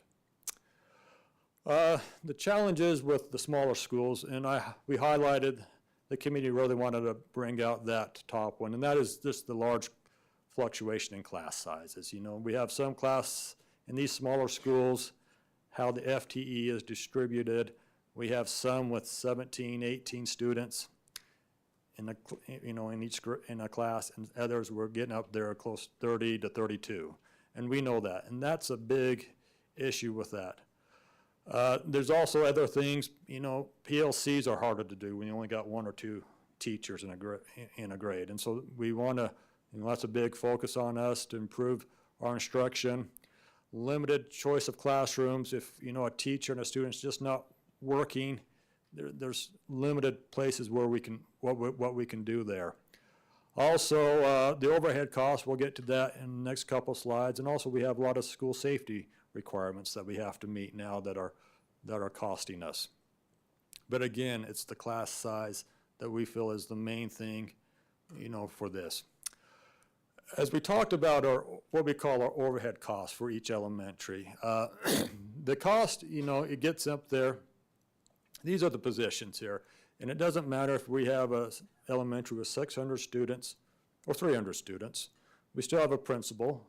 Many we have assistant principals. We do not have them at all, but most we do. There's a instructional coach, an SLP, a school psych or social worker, usually a half of each.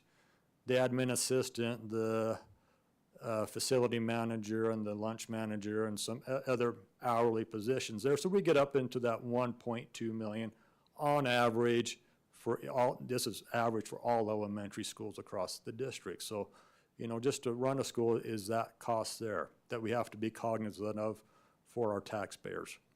There's also other non-operating costs that we have listed there. So, the utilities.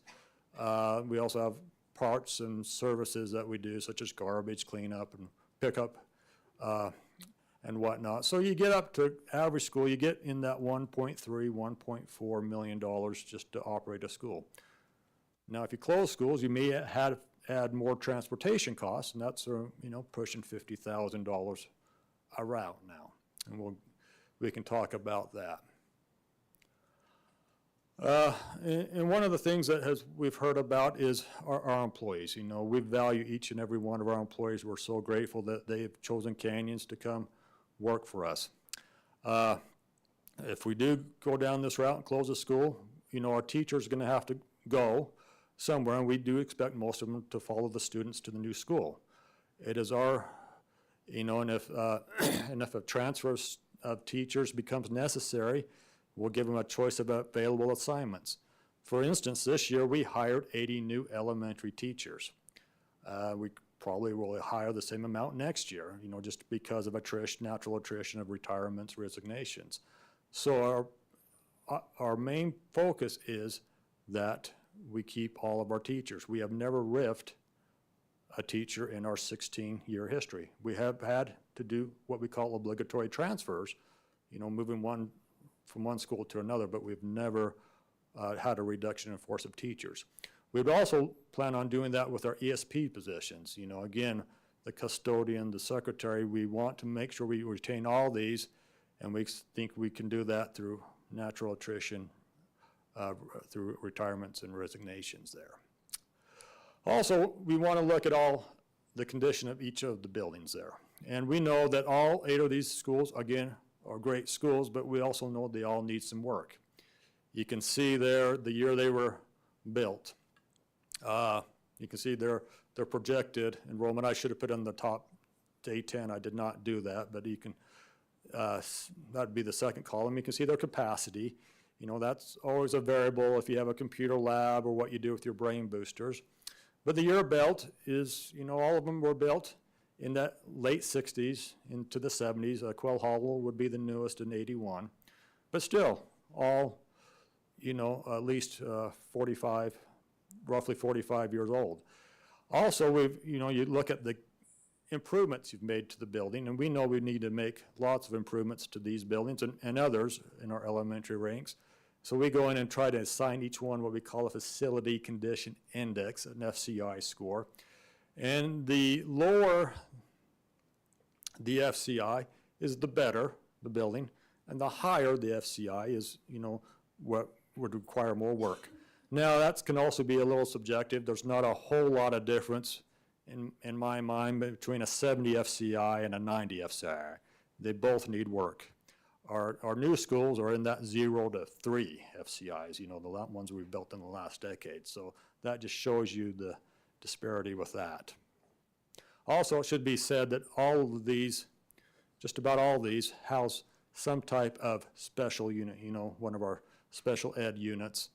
And also the brain boosters figure into the capacity as well.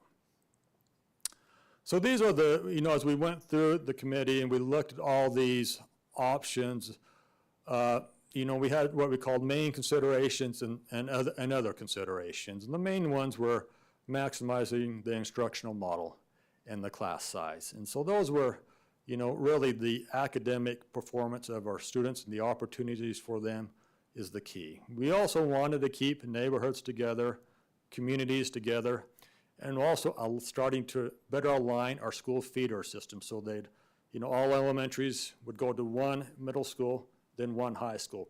We know it's not, we will never get there, and we're not going to get there with this proposal, but we wanted to bring forth some options for you to review to try to align that. Then also the other ones over on my right, the capacity of that school, the neighboring schools. We look at the FCI and score now, but also what is going to be needed in the next 4 to 6 years. Is a new roof going to be needed? Are we going to have to do the parking lot? Is the HVAC system, does that need to be replaced? We also look at permits and ADA compliance and the playgrounds, and again, the school safety requirements, and also the bell times and safe walking routes and everything there we try to look at to try to get an all-encompassing view of all the issues.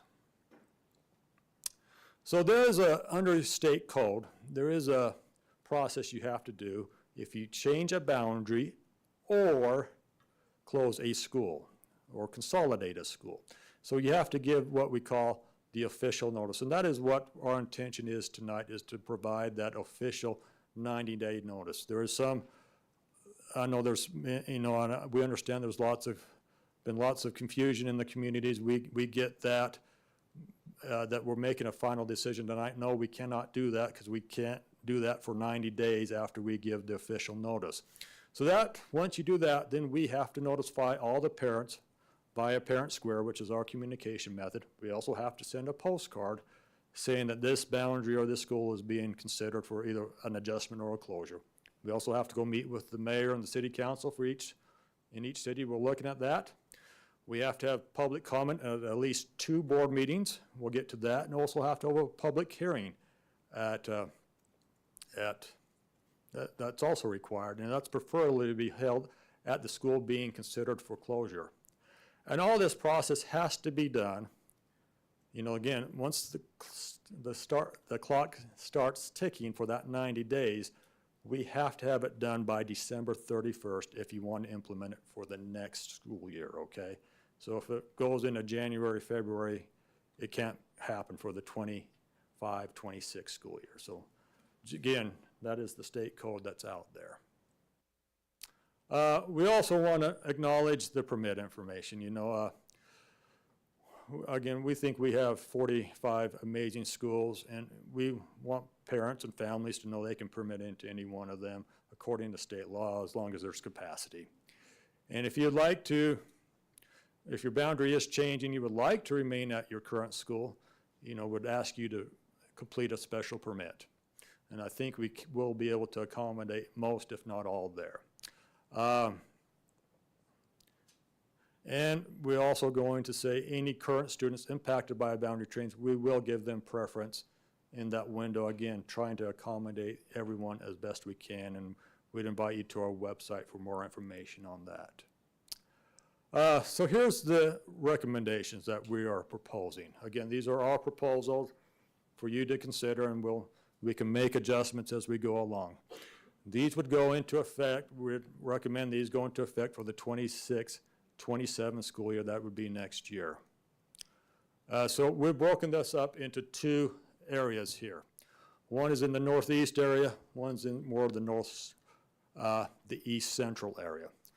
So our recommendation is to consolidate all of Bella Vista, that whole school, in with the Ridgecrest in the Ridgecrest building. Current Ridgecrest students who reside west of 1300 East would attend East Midvale, as that is their current boundary for Midvale Middle. So again, these students go to Ridgecrest, but then instead of Butler, they go to Midvale Middle. So we're trying to align that up going forward. Keep in mind, we're putting out what we feel like are the estimates, impacted number of students. We're rounding that to either the number 5 or the nearest 10, knowing that if this goes into effect next year, it'll probably be a few less number because we do expect to have fewer incoming kindergartners than we do having outgoing fifth graders going forward, okay? So here's a map of that. Again, I'm gonna point up here. Don't want to point you in the eye there, President Schill, but again, all of Bella Vista would consolidate here into the Ridgecrest area. This section here of east of Ridgecrest, again, this is 1300 East, that would be boundaried down into East Midvale, okay? You can see the lines here are these solid colors are the new boundaries, and the lines are these yellow gold lines are the existing boundaries. We will be having maps put out on the website, interactive maps where, families can go view this and get more information on that. So that is our first proposal there. Again, the Bella Vista building there, Ridgecrest building there. Here's just some general information. They're about a mile apart. We estimate the new Ridgecrest enrollment would be about 580, which is about capacity, so it would be full. But we feel like we can get all the students in there. East Midvale would be about 540-ish. The capacity is about 600. We've had over 650 there at one time. The start time for Ridgecrest and Bella Vista would continue at 8:45. East Midvale start time at 8:15 would continue. Also busing information, Bella Vista has 1 regular ed bus and 7 sped buses. Would probably need to add 2 more additional regular ed buses to get the students into Ridgecrest. Ridgecrest has 4 buses. One of those buses picks up the students in the East Midvale that would now go to East Midvale. So that bus would continue to drop those students off there as well. So you're looking at basically adding, we'd lose 1 bus for Ridgecrest and add 2. So you'd roughly have 5 going in there. Also, we know a couple of information items here. We're hoping to, support the DLI program there at Ridgecrest. We think all our DLI programs are great. We'd like to, encourage more families to enter into that. But if not, we certainly understand and would hopefully support those neighborhood classes in both schools. We'd also want, the new school to create its own identity. Whether that's a new logo, name, that's up to the board and the patrons. We don't know about that, but that would be our hope. And one of the things that we like is all of the Ridgecrest and Bella Vista students would feed into Butler Middle and then into Brighton. They'd all stay together going forward. Some building information, Ridgecrest building, and why we're recommending the Ridgecrest building. It's just bigger. It's 61,500 feet. Bella Vista's 54,400 feet. We did put a new roof on Ridgecrest last summer, and so we do know that it needs some work, as do all our buildings. Here are some issues that we are still looking at with Bella Vista. Moving the students there, we will not have space for the ABS unit and the preschool program. So we're still studying this, but we're looking at either Brookwood, Canyon View, or Oakdale housing those units. Don't know which one it will be, and we'll have that hopefully either by the 16th or our October meeting, and certainly by the time we have the public hearing, we'll have a recommendation for that. We still want to make sure on the space there at Ridgecrest with the brain boosters and the classrooms. They do have 28 classrooms. We do feel like we can get everybody in there moving forward with that. So that is our recommendation in that area, okay, in that northeast area. We're calling this the East Central area. So this is Granite, Park Lane, and Willow Canyon. So we have two options here, and that is one, and it's more like along the lines of the location, but all of Park Lane students will combine with the Granite students in either the Granite building or the Park Lane building, okay? However, current Granite students residing west of Eastdale and north of 9800 South, we'll show you that on the map, there was about 50 of them, would go to Willow Canyon. And current Granite students residing south of Dimpledale Road and between Dimpledale and Wasatch would attend Lone Peak. That is roughly their boundary, roughly 40 students there. Our goal would be to keep Granite's EEC unit remain with the school, whether it's in the Park Lane or the Granite building. Park Lane's ACC unit would then be moved to Willow Canyon. Again, Willow Canyon did have a unit, was an ECC unit up until a couple years ago, but we'd like to put that unit back. We don't think that would be too much modifications to the building to do that. Again, here's the map that may show that better. Again, the blue, again, I don't want to poke anybody's eye here, but this blue right here is all of Park Lane, and this is all of Granite. They would be consolidated into one building. This west of Eastdale, right here, this section, again, roughly 50 students, would now go down into Willow Canyon. Over here, Dimpledale, again, this was always an interesting boundary to us from way back when. These are on the other side of the goalie, if you will.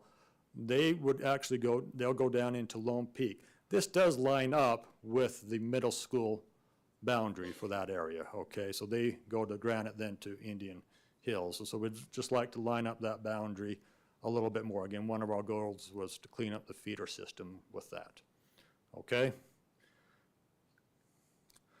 Then there's some more information. Again, so the new Willow Canyon with the ACC and those students west of Eastdale, that would bring that to around 370 students. The new Granite and Park Lane combined would be around 460 students. The capacity for each building is about 500. The distance between Park Lane and Granite is 1.5. One of the big things that's going to be an issue is the start times between the two. You know, Park Lane starts at 8:30, Granite starts at 9. Willow Canyon would continue to start at that 8:20 time. Here's some bus information. Granite has 5 regular ed buses. One bus does go down to Lone Peak, so that would just pick up those students and take them to Lone Peak. They're on Dimple, on the other side of the goalie, on Dimpledale Drive. Those students on west of Eastdale, so I'll just go back to this map, this area right here, they would be within walking distance. We would down to Willow Canyon. We would ask Sandy City to move the crossing guards down into here over Highland so these students could safely cross down. One of the things that, again, on the busing, Park Lane does have, 3 buses that would need to continue to transport students there or down to Park Lane. Park Lane has no regular ed buses, but would need roughly 4 buses to move the students up into Granite. So that will be something that we look at. We're looking at the early facility issues at both Park Lane and Granite, and we know, as I said, that both need lots of improvements. We know that. One of the ones is the parking lot at Park Lane. It has ADA accessibility issues, and making this turn here, coming out of the parking lot onto Eastdale, you can see right there all those little marks right there. That's where buses and cars have been getting high-centered or scraping the bottom of their vehicle there. So that's a big issue there. Also, the parking capacity at Park Lane. We do know Park Lane is a little bit newer, built in 79 versus 75 like Granite. It has a little bit higher FCI score. Granite does have a flatter site, and we did do the restrooms back in 2017, updated the irrigation system, but there's lots of other things we need to consider on that facility as well as we move through this process. But again, our recommendation is to combine Park Lane with the majority of Granite moving forward. So, oops, I'm going the wrong way, I apologize. So those are the main issues with all the elementary schools at this time. that we're going to recommend. We'll go through there's a couple of cleanup things that we're recommending. Again, trying to align the feeder system. So this piece right here, we're gonna move down into Glacier Hills and to East Sandy. This piece right here is the Quarry Bend, those apartments behind the Walmart and the Lowe's there. Right now, they are boundaried for Glacier Hills. There's roughly 20 students there. However, their middle school boundary is Union Middle. We're recommending they now attend East Sandy, again, try to bolster up East Sandy's enrollment a little bit if we can, but more importantly, align them so they can go right into Union and into Hillcrest, okay? So that's one there as well.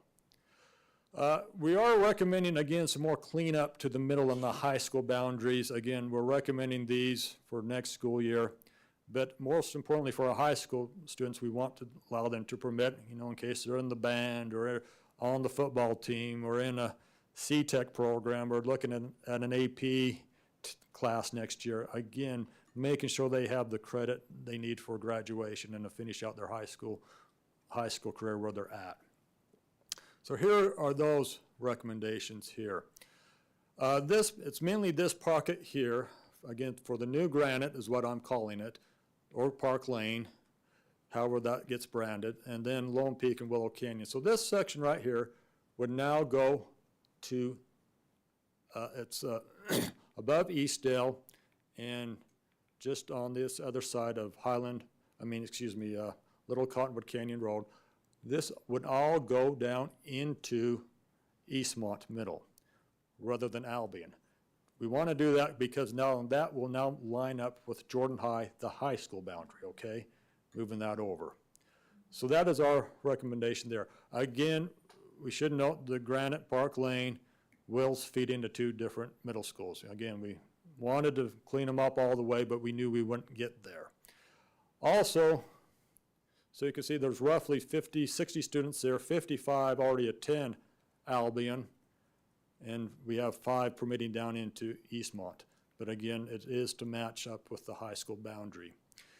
This little section up here is, I didn't draw this arrow right, I apologize, but this section right up in here would now go down into Indian Hills from Eastmont, roughly 5 students. Again, this is going to line up with the middle school boundary, which is Indian Hills, and also Alta. They're currently boundaried for Alta. So again, keeping that the same. And there's one little row section here, we could clean that up. We'd put that into, from Jordan to Alta. Right now, we only have 1 student there. That student actually attends Alta, but we could look at fixing that. So that is again, trying to align the middle school and high school boundaries there. Moving on to a different section. This kind of, I'll call it pinkish section here and the purple section here. This all this pink section here is Brookwood, okay? And then down here is Quell Hollow. I don't keep shooting you there, President Schill, I apologize. And then this purple area is Quell Hollow. In this pink area here, this is, most of Brookwood goes into Albion, but we are recommending this section here, which is just below Willow Creek Road, that all go into Albion. Most students permit into Albion anyway, because they want to go with their peers. We have roughly 30 students there, 25 already permit in, just more or less cleaning up what's already happening there, making it more official that way. We're also recommending this side of Oakdale, okay, mainly these Pinnacle apartments. They also line up, so they go into Albion as well. So this whole section here going into Albion. Roughly 20 students in that area. 5 do permit into Albion. The other 15 are boundaried into Butler, but we were recommending they all flow into, again, separating Highland Drive, flowing them all into Albion there.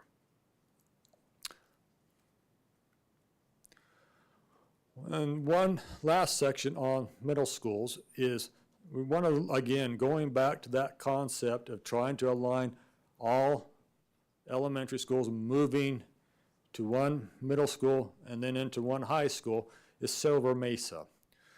Our recommendation here is you can see this, Silver Mesa is the the yellow section right here. This is the boundary right now for the middle school. So this side of this light green, this section here goes into, the east side of Silver Mesa goes into Albion, the west side goes into Union. We are recommending that they all go into Union moving forward. You can see the permit information there. So for this east section here, roughly 100 students, 70 do permit into 70 do attend Albion, the boundary school right now, 30 do permit into Union. Fewer students on this west section, but you can see almost half and half between Albion and Union there. And then the last thing, and this ties into our proposal, this Silver Mesa ties into our high school alignment here. So this section right here, again, this section right here goes into Albion, but then into Union. Then into Hillcrest High, where we're proposing that all of Silver Mesa go to Union and then Hillcrest, because this section right here does go into Brighton, but this section goes into Albion. So it's broken up halfway, into the middle school. So we want to line that up in the high school boundaries. Also with the high schools, our proposal is all this section of Oakdale right up here go into, they're now boundaried into Hillcrest, but they all go into Brighton, okay? This whole section right up in here. Again, roughly 60 students with 55 permitting into Hillcrest. Again, we'd want them to continue. Then we'd try to clean up this little piece up here. We just feel like the topography of this area here, it would make better sense for these students to go down to Hillcrest rather than Brighton, because again, they have to basically drive almost down here to get up into Brighton that way. So again, you can see the numbers there. Our high schools are big. If you look at that spreadsheet I put out there, 2,400 roughly at each Hillcrest and Brighton. They're full, but the permit process and our great principals will get these kids in and situated that way. So that's our recommendation in that area. We have, we talked about, we wanted to focus on mainly this area, but we had one more area we really wanted to address, and we feel like we needed to address, and that's in the south part of the district. So this here relates to Sprucewood and Crescent Elementary and where they go into middle school. So again, right here, this goldish color here is Sprucewood. You can see it sitting right up here on 10th East. Our recommendation, and then Indian Hills is right there. Most of Sprucewood does go into Indian Hills right now. Our recommendation is putting this section here, which is west of 7th East, so 7th East is right here, putting all of Sprucewood into Indian Hills. Again, there's roughly 35 students here. 20 permit into Indian Hills already, and 15 do go out to Mount Jordan, which is the boundary school. And then we want to discuss one thing that has been going on for several years that we feel like we need to talk about at least. And so a few years, well, it's been about 7 years ago, we looked at the boundary study between Mount Jordan, Indian Hills, Alta, Jordan High. And we elected to run a bus, what we call a special permit bus, down here in West Draper. So this is the freeway right here, I-15, and this is West Draper. 114th's right here, 123rd's right here, so the Walmart, if you will, is right over here. The district boundaries right here where the river is. We've been running a permit bus there for some time, and we really feel like we need to not run, in a matter of fairness to everyone, we feel like we should not be running that permit bus, because the permit bus, these students are boundary for Mount Jordan, but the permit bus does pick them up and bring them up here to Indian Hills. So we actually run two buses in this area, one for Indian Hills, one for Mount Jordan. And we're open to the date. when you want to do it. You know, the committee initially said, well, should we pull it for next year, or should we wait till our sixth graders go through the process? So we did put in the 27, 28 school year. That would allow the sixth graders to go all the way through, to pull that bus and no longer run it in that section. In this area,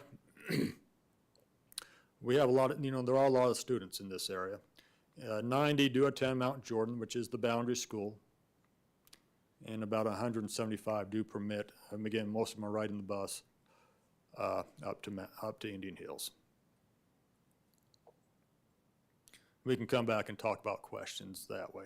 I know there's been questions on receiving feedback, and so as I mentioned the law earlier, we have to take public comment at least 2 board meetings. We'll take it at every one going forward. So our next board meeting is September 16th and October 7th, 21st. We'll take comment there.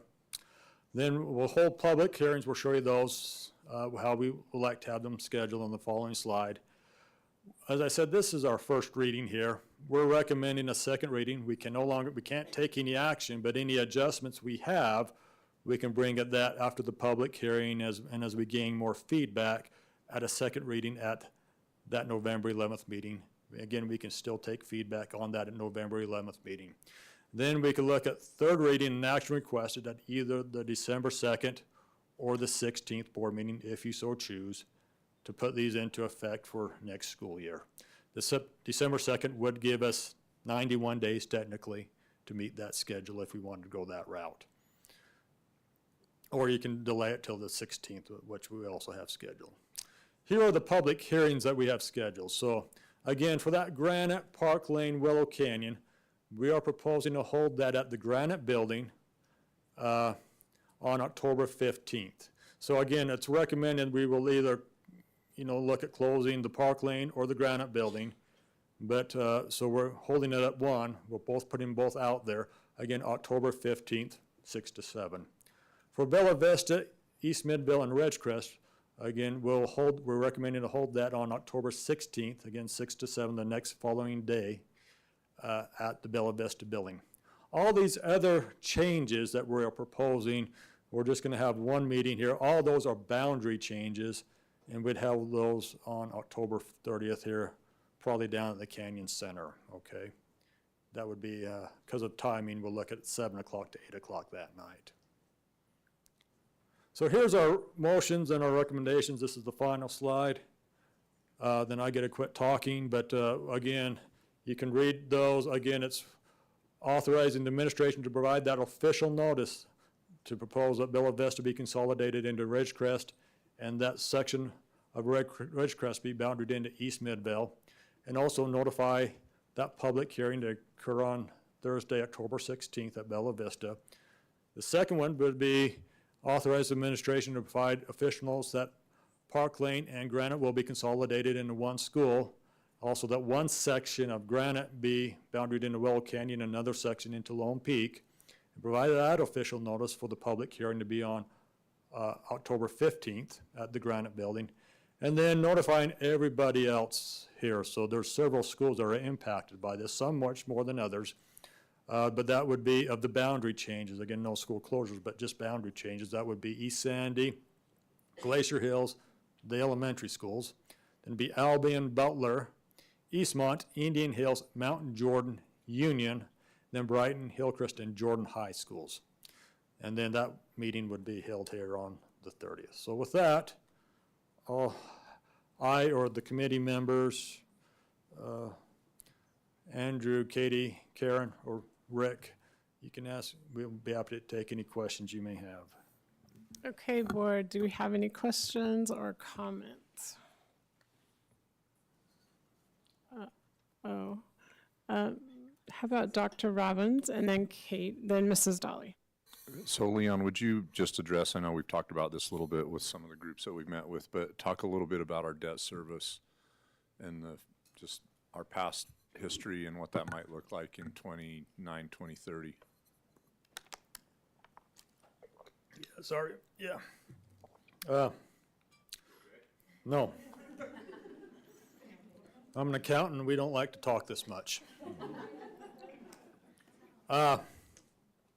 So yeah, to Dr. Robin's point, our debt for, we've passed two bonds, 2010, 2017, and we focused heavily on our middle and high schools, rebuilding those. And as Jeff mentioned, finishing up improvements here at Eastmont so they could get in today. Our debt in the year 2031 starts leveling off substantially. It stays level up until 2031, roughly $45 million each year. In 2032, so after 2031, it drops in half, down to about 25-ish, 25-ish million dollars, okay? We could look at holding the tax rate level, and then we'd have to do a truth and taxation hearing and bring in, recapture all that money so households are no longer paying any more taxes, it's just going to a different purpose. And we could look at building some new schools at that time. I'm gonna say rebuilding some of these older elementaries at that time. I don't know which ones, we've talked about in order. It's, all these, I'm gonna throw them back way back here at the very beginning, this FCI score. All these schools, need work. And I would also put in Ridgecrest. These 8 need work. I'd put in Ridgecrest. I'd put in East Midvale. I'd probably put in Sandy. All these schools need work to be rebuilt.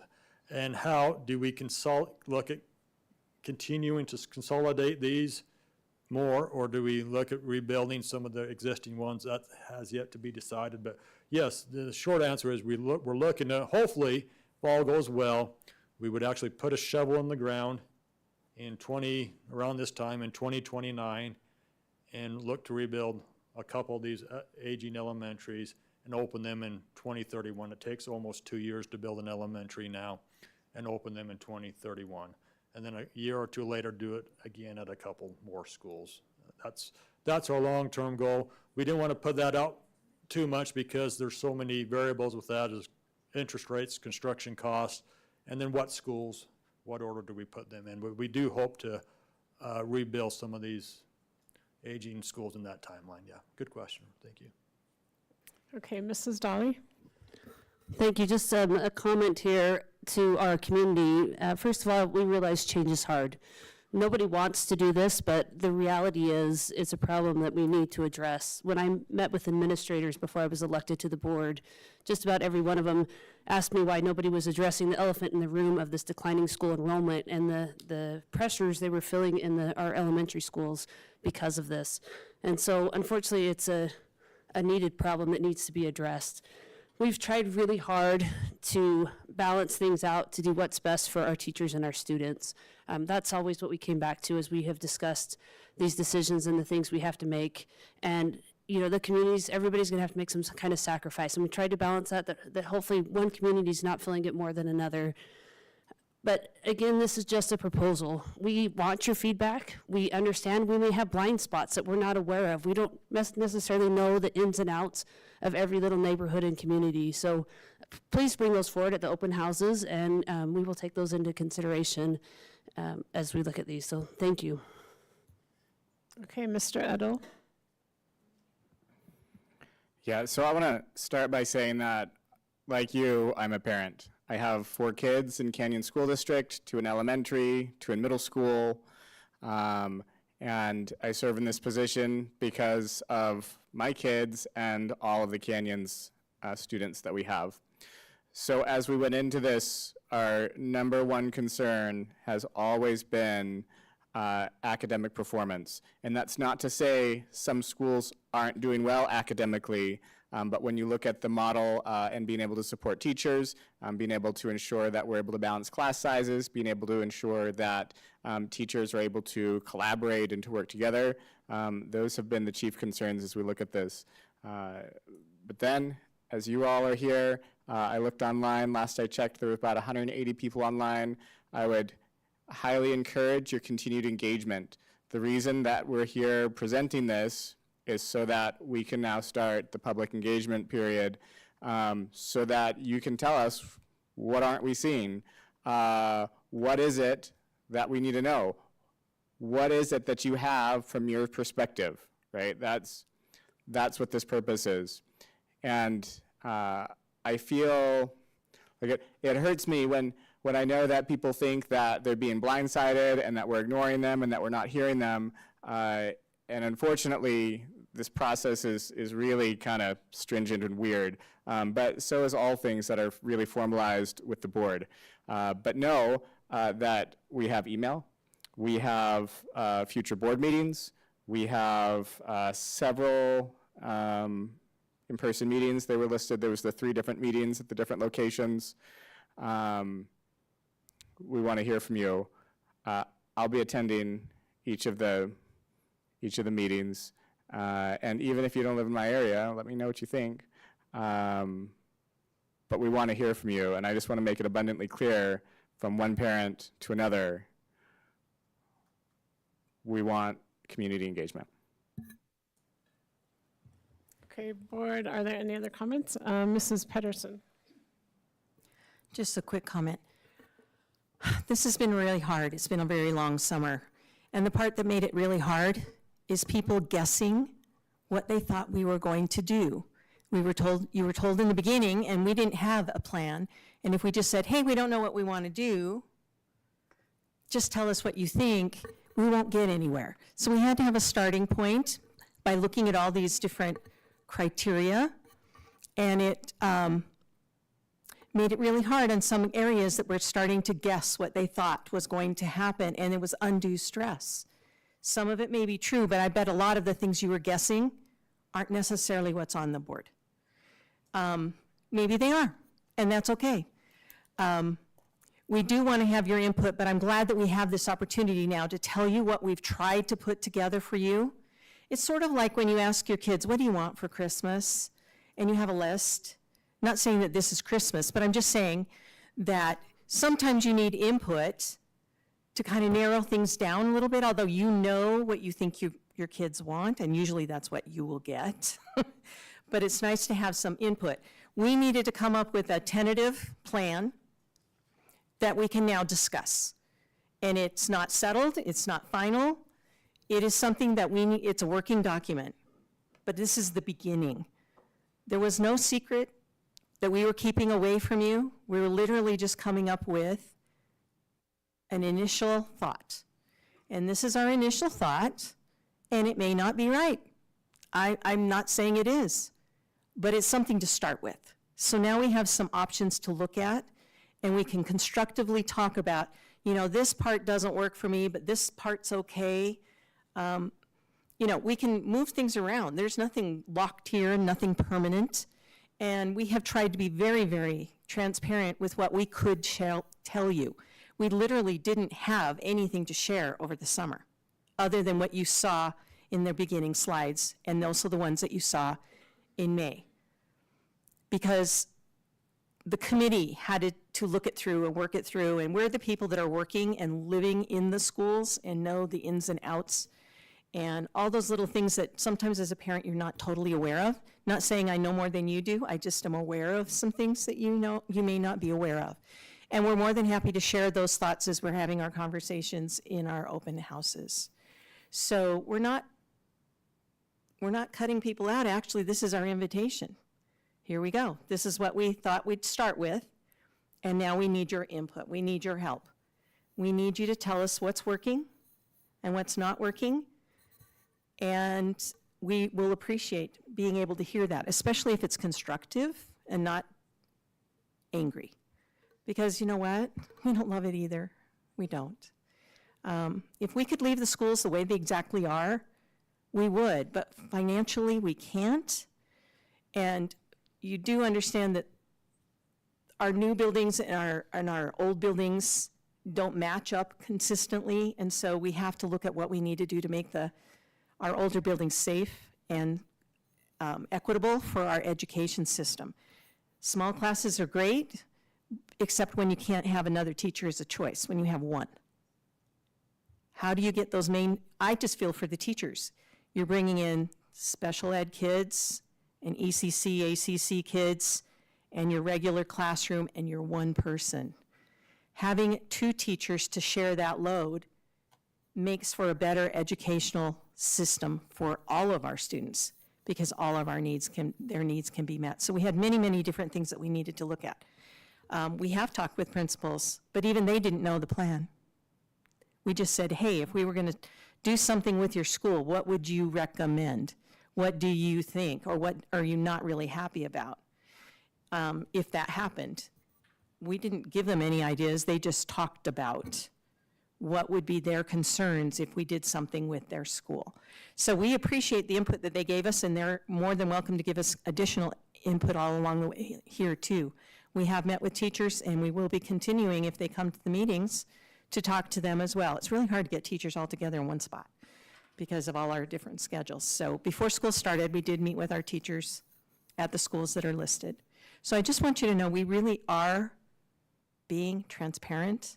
I promise, deep down, I can swear on a Bible, we really haven't hidden anything from anyone. And we really, really are giving you this opportunity now to be able to help us out. We don't want to do this, but I think it'll be long-term the best thing for our district. Okay, Mrs. Oaks.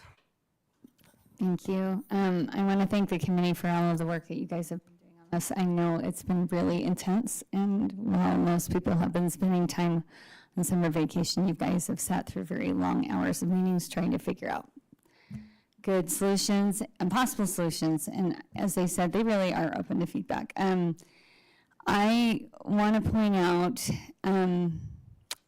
something that's important context to understand is several years ago, the state audited Salt Lake School District and how many elementaries they had with low enrollment, and what the board had done in order to be fiscally responsible. And what they came back with was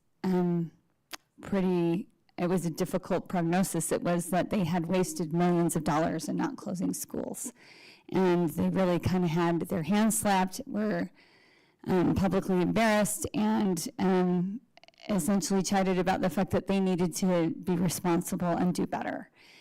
Since that time, all of the school districts across the state have paid close attention to this. We are not the only school district that has had to look at this because of decreasing enrollment. And we've learned from the mistakes of neighboring school districts and trying to make sure that we really are giving a very long runway and are trying to be transparent. Anytime you hear rumors about a school closure involving your child, I don't care who you are, it is extremely nerve-wracking. But until they had something that was a concrete proposal, they really couldn't present anything. And again, this isn't set in stone, and it's absolutely, we're gonna follow the processes laid out by the state about how to be transparent and give people lots of time to be able to speak up. There are people in my community that are also going to be impacted by this, and I already know of one that they will be definitely there at the hearing the night that, for my area in particular. But I just want to lay that out as context. We are under an obligation by the state to make sure that we are using our resources appropriately, and if not, we get in trouble for that. One thing beyond just the home prices and the changes in how the birth rates, it is important for all of us to be aware that when things like voucher bills are promoted in the state and our recapture rate of elementary schools hovers in the 60s or 70s, that impacts things. I know that some of how the legislature would like to portray the voucher bill is that it's a win-win for everybody. I'm here to tell you that it's not. It does impact your schools. It does impact your class sizes and how many children enroll, because people are being financially incentivized to take their children to other schools outside or to homeschool. And then that impacts how many children come into your classrooms and are able to help us have a critical mass of students to make a school work. So I didn't used to really fully understand that until I got into the weeds on this. But if you have the opportunity to speak with your legislators, please talk to them about that, because it's not going away. In fact, they keep talking about increasing the funding on it. And they have kept the funding veiled in such a way that it's being overseen by an out-of-state entity, so none of us as public taxpayers can even request grandma records to see how those funds are being spent. We have to account for everything in this meeting, but if you saw our budget book, which Leon is the master at, every cent is accounted for. When they are handing over double the amount of money per student to a voucher student, we don't know where that's going. And there have been many reports coming back statewide of it being used for things like trampolines, ski passes, and a lot of other things. That's money leaving your child's school to go into a homeschool or private school situation. So again, I'm a very strong believer in parental rights and the ability for every parent to be able to educate their child according to the dictates of their conscience and what they believe to be right. But I also believe that it's important that when public taxpayer dollars are being spent, that those should benefit public schools and that it should at least be accounted for and transparent to the public. So again, we wish that we weren't having to have this conversation. It's not what any of us would propose. But we also have a public duty in order to make sure that we're following the guidelines and statutes that have been set forth by the state in terms of making sure that we're being fiscally responsible. And part of that includes closing schools for enrollment that falls way under critical mass. So I hope that you come back. I hope you sit down and, to Karen's point, write what you have to say. We're here on the same team. We're not trying to hurt anyone. We really are here because we care about kids, and we want your kids to be well educated. Okay, I just want to thank all you parents that are here, and we just, like others have said, we wish we weren't here, but we feel like a responsibility that we really need to do what's best for students, what's best for our teachers, and what's best also for taxpayers. And it's a hard thing to be here, really. I'm the only board member that has been on the board through boundary changes, and other than COVID, it was the hardest thing that I went through. So, so I understand it's hard, and parents, they love their neighborhood school. They do, you guys do, I know that, and change is really hard. I just want to emphasize that this is just the first step in this process, okay? This is not us making a decision. This is notifying parents so that you guys can give us feedback. And we don't have to take all these recommendations. We can tweak stuff. We can take some stuff off. But this is just the first step so that we can get feedback. And, you know, all of us up here are parents or grandparents, and we do really care about our schools, or we wouldn't be up here. I think that's Mrs. Nybar. She wanted to come and speak. She's been on Zoom, you guys. But she wants to be in person to say something. So I will let her talk, and then I will entertain motions. Thank you so much. I was listening by Zoom. I really appreciate all the comments that have been said. I want to thank the Long Range Planning Committee.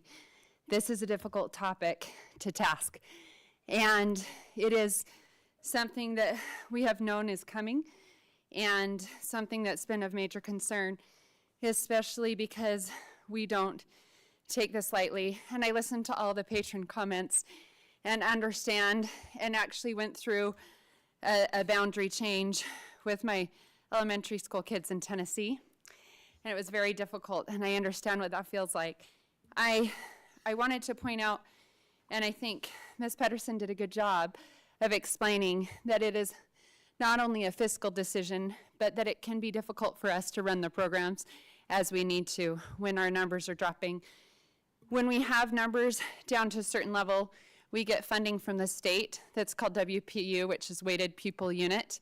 And the children, if they're in the chair for a certain percentage, then we get a certain amount for those children. And so schools that have a lower enrollment, we're getting less from the state, but we're still trying to run all those programs. So then that school we're subsidizing more money for as well, if that makes sense. So we have to put more from our pot that it doesn't come in from the state to try to provide the same amount of programs. So because we have a certain amount of, a finite amount of funds, that then will negatively impact another area. So that's one difficulty. And then I really appreciated how Ms. Pedersen talked about the different special programs with non-typical neuro children. I think that the goal here is to provide all the programs so all the kids can have a fulfilling school experience, and we focus on whole child. Another point that I think is really important is when we can't provide enough different class options, what can happen is it can be the same kids moving almost in a cohort situation year after year after year, which can be difficult for their socialization, especially once they get to middle school and it's so much larger. So that provides opportunity also for them to be able to, get to know new classmates and peers. And so I appreciate what we're trying to do here. And I'm very interested to hear all the recommendations from the public. And if you have great ideas and look at it and come up with another option for us, I would be so happy to entertain any of those, as I'm sure any of the board members would. I really appreciate this process. I think it was already stated by Leon, but we have provided, and we try very hard at Canyons to provide a lot of transparency and communication. And last May, even before that, when we were discussing this as a board, one thing that we all said is, let's involve the public as soon as possible. And that's why in May we put out that these are the things that we're talking about.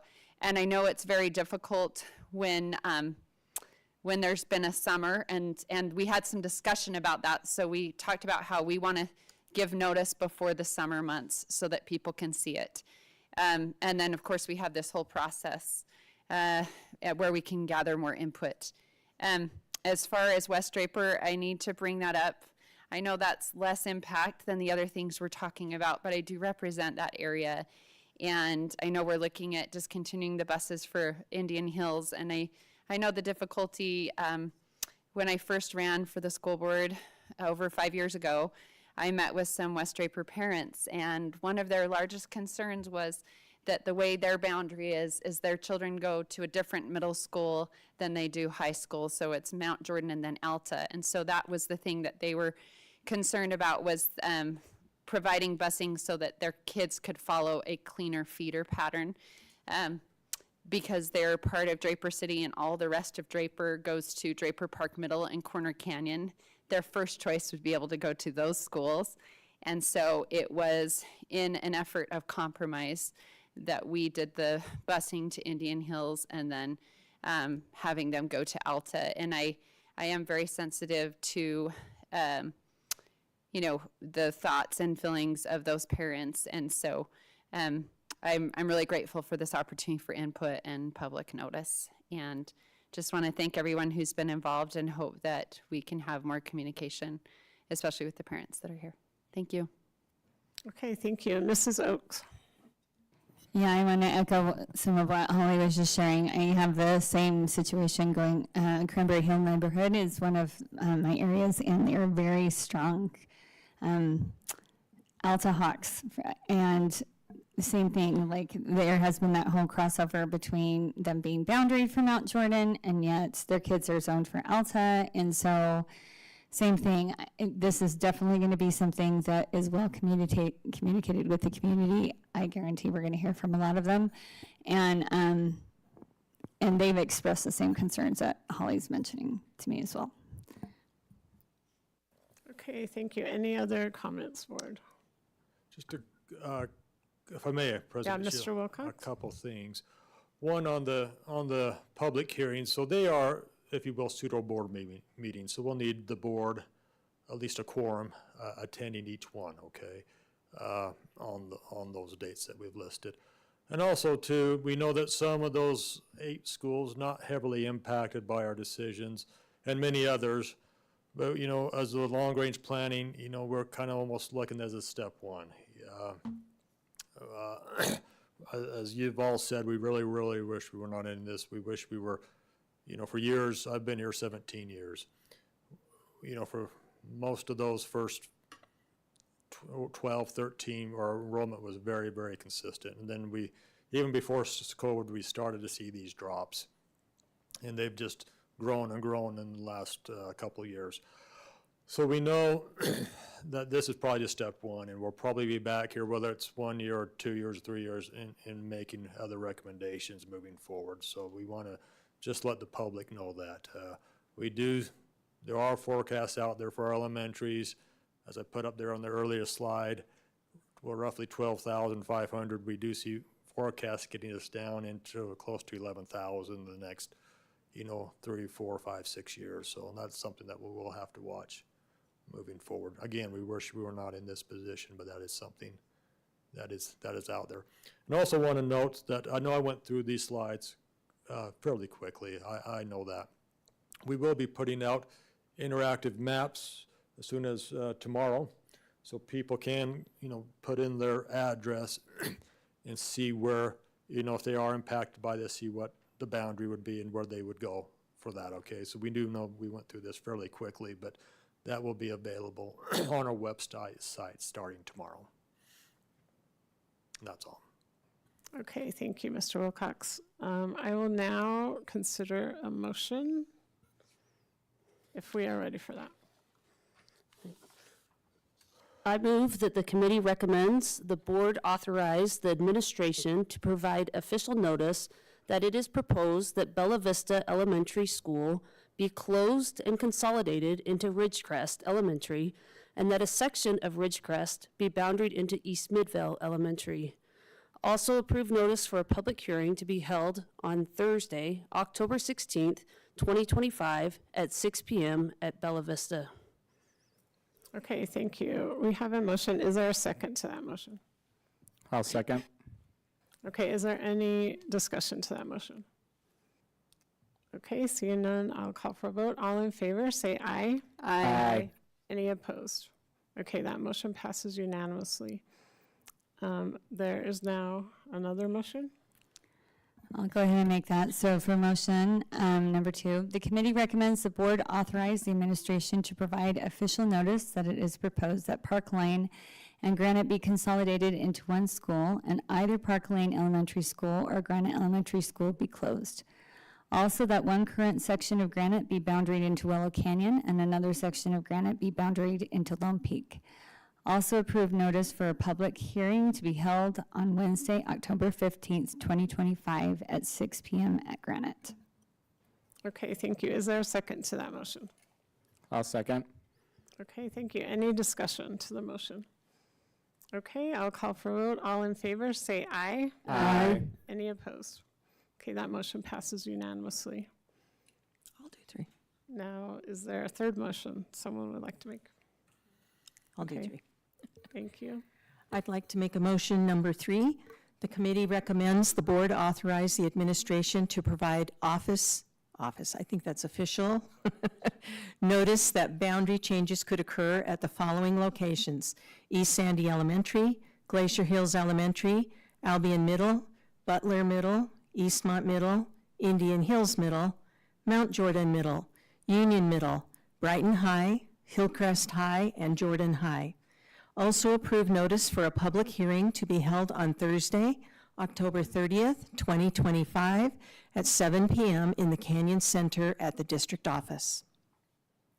Okay, thank you. Is there a second to that motion? I'll second that motion. Okay, thank you. Is there any discussion to that motion? Okay, seeing none, I'll call for a vote. All in favor, say aye. Aye. Any opposed?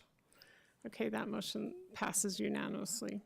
Okay, thank you, Mr. Wilcox, for your presentation. And now we will go on to staff comments, and we'll start with the superintendent.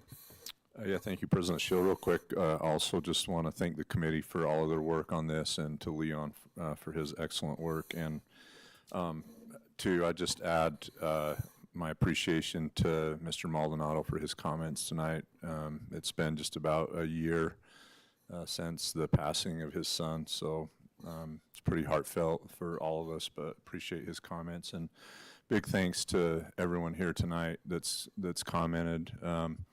I just add, I hope everyone will take this in the spirit of opportunity and think about, what can be in the future. And I mentioned this before, but I go back to what Board Member Millerberg used to say about the best predictor of the future is past performance. And I want everyone here to know that we're still committed to making sure our kids and our families have the world-class education that they've come to expect here. And I don't see that changing.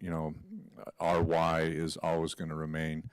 The what and the how, maybe looks a little bit different, and I get, what that might mean, that our schools are center to our communities and our culture, and we take that very serious. But I hope that we can dig a little bit into the trust bank that the district has built up over the years. As it's mentioned, this isn't anything that we want, to do or be part of or have to do, but I hope everyone will understand and just remember our commitment with you as parents, that we want to deliver on that promise to our kids, and we'll continue to do that and do what it takes to make sure that we get there. So I appreciate everybody being here tonight, and as mentioned, this is just the beginning.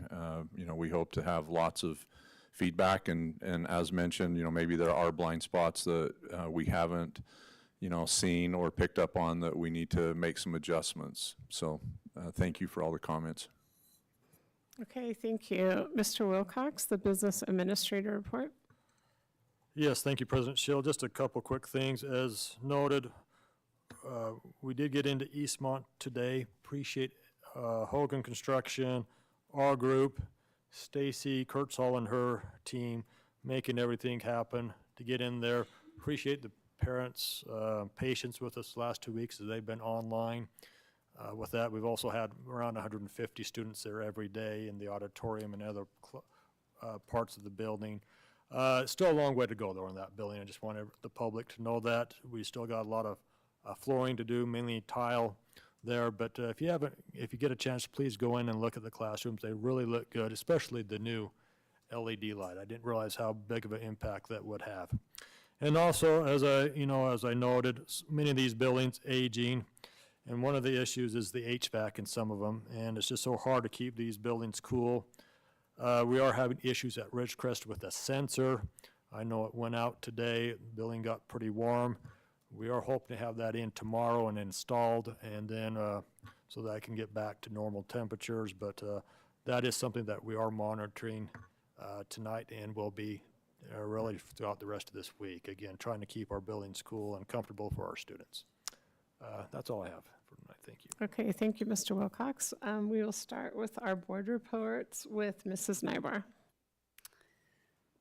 Thank you. I want to encourage all the parents that are here to participate in those public notice meetings and give us feedback. And if you have any suggestions, we'd love to hear them. I thank you to Ms. Oakes to bring up the thought of the iPoint. As many know, I'm a big fan of that. I think there's some awesome things we could do with that, with the logo, and I think the kids would be really excited about that. I also really would like that there would be a branding that people will know right away that it's a school and it's an educational pursuit. So I love the idea of like iPoint Academy at Canyons or something like that, so people know right away it's not a tech industry, but that it is a school. I think also anything we can do with branding to help people remember that this is like C-Tech. That was awesome. This is C-Tech and beyond, that what we hope to achieve and accomplish with this is going to be pretty monumental, and transformative as far as education as a whole, and especially public education, and what we can do as far as providing experiences for these high school kids to then graduate and go straight out into industry. So they don't, if they choose not to do higher ed, there's so many opportunities with cybersecurity and tech industry and AI and different things like that. The business school that we have there, a capstone business program, there's so many things we can do. And then also very a huge demand in the supply chain as far as electricians and diesel mechanics. Actually, I drive a Yukon that is a diesel engine, and funny enough, I've had a few issues lately, and I have called so many. I thought, well, the dealership's always more expensive, so I've been calling mechanics.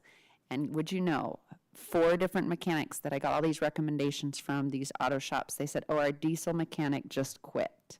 So I know diesel mechanics is a big deal, and that it's a dying breed of those that are doing that. So I think we have great opportunities for these kids to go straight out into industry and even own their own business. They'll have that business sector part of their education as well, so they can have their niche, whether it be electrician or home building or diesel mechanics or welding or whatever it may be, and they can go start their own businesses and be entrepreneurs. And I think that's so super exciting, all the things that we can do there. So very excited for that. So excited for this time of year. This is my favorite time of the year when the school year is really ramping up and getting started, and going to those Friday night lights and football and seeing all these athletes, the soccer, and just gearing up for just a wonderful year for these kids. The musicals, they just had the tryouts. There's so many awesome events at our schools. And I think we just need to really capitalize on the fact that the best part about public school is that the public school is the center of the community, that your children have the opportunity to go to school with their friends and neighbors. So please, as you review these boundary changes, let's make sure that we are including neighborhoods and that your children are still able to go with their friends and neighbors. I think that's so vital. And that's it for tonight. Thank you. Thank you, Mr. Lewis. Thank you, and I want to apologize. That was incredibly rude on my behalf. I've turned my phone off. To begin, over the last couple weeks since our last board meeting, I had the opportunity to participate in East Midville's Back to School Night. They had a brand new brand reveal. That was a wonderful experience. They also had a brand new marquee that was opened. I want to share a story as well about my elementary school experience as kind of it relates to the boundary study. My elementary school is boundaried into 2 separate middle schools, and close to the end of my time in elementary school, the middle school community came into our grade band and split the class into who'd be going to one middle school and the other, and that created a permanent divide within the community in that grade band for the remainder of the school year. And a very big consequence was that I had lost friendships spanning a majority of my childhood and for the better part of a decade, just simply because they were drawn into a different boundary. This boundary will reunite and keep elementary and middle school schools whole, and keep our feeder systems into high school whole, which will in turn be better for our students and our community altogether. That's just my own experience in a split elementary school. And to parents, please participate. This is just the beginning. You have the better part of 3 months to tell us and to tweak and to make different changes. Please, all of us are very open. Most of our phone numbers and emails are on the district website. Please, please, please reach out to us. We want to make this right. We want to do this right. So please keep participating. Okay, thank you. Mr. Edel. Got a couple different items. First, I want to thank everyone who came out tonight, everyone who spoke, but also everyone who will be participating in this process as we move forward. As a parent who was involved with the closure of Bellevue Elementary, I want you to know that I do care about community input, and I do really want community input. For my other note, my heart goes out to the families of 8-year-old Fletcher Merkel and 10-year-old Harper Mayoski, who were tragically shot and killed by a deranged gunman along with those injured in the entire Annunciation Catholic school community in Minnesota. Here in Canyons, we've led the way in fortifying schools. The state has even mandated safety measures after we've implemented them. That's the type of leadership that saves lives. And yet, while we all know that trained law enforcement is what stops shooters, the legislature still insists on putting the burden on secretaries, janitors, and copy aides, giving them a gun instead of giving us real officers. That is reckless. That is unacceptable. We have a responsibility to act. I hope that my fellow board members will join me in committing to fund real law enforcement in our schools. We will not gamble with the safety of our children. And to the legislature, I'm asking every parent, every teacher, every voter listening, hold them accountable. Demand full funding for properly trained law enforcement in every school in Utah. Not just Canyons. Every school, every student, every family. Okay, thank you. Mrs. Oaks. Thank you for that. I had the opportunity to attend the middle school, Draper Park Middle School team and Corner Canyon team, and actually had Alta and some of the other teams as well, mountain bike race in Harriman, and it was at Butterfield Canyon. And I couldn't help but think about Mont there tonight, our former board member who passed away unexpectedly. How long has it been? Over a year and a half? 2 years ago? Yeah, a year and a half ago. His son was instrumental in getting those trails up and going and useful for the community. And so it was so joyful for me to see so many of these kids out there doing this. I mean, my son participated. He was terrified. It was his first mountain bike race. He had just broken his arm 2 weeks before mountain biking, and he was nervous. But it was an incredible experience to watch each of those kids. And I love how that sport is incredibly supportive of everyone. It doesn't matter what school your child is a part of or represents. They cheer for everybody, and you're really just racing against yourself. So that was a really fantastic thing, and I, give a shout out to all of those parents and members of our community who take the time to volunteer in organizations like that and benefit so many other kids.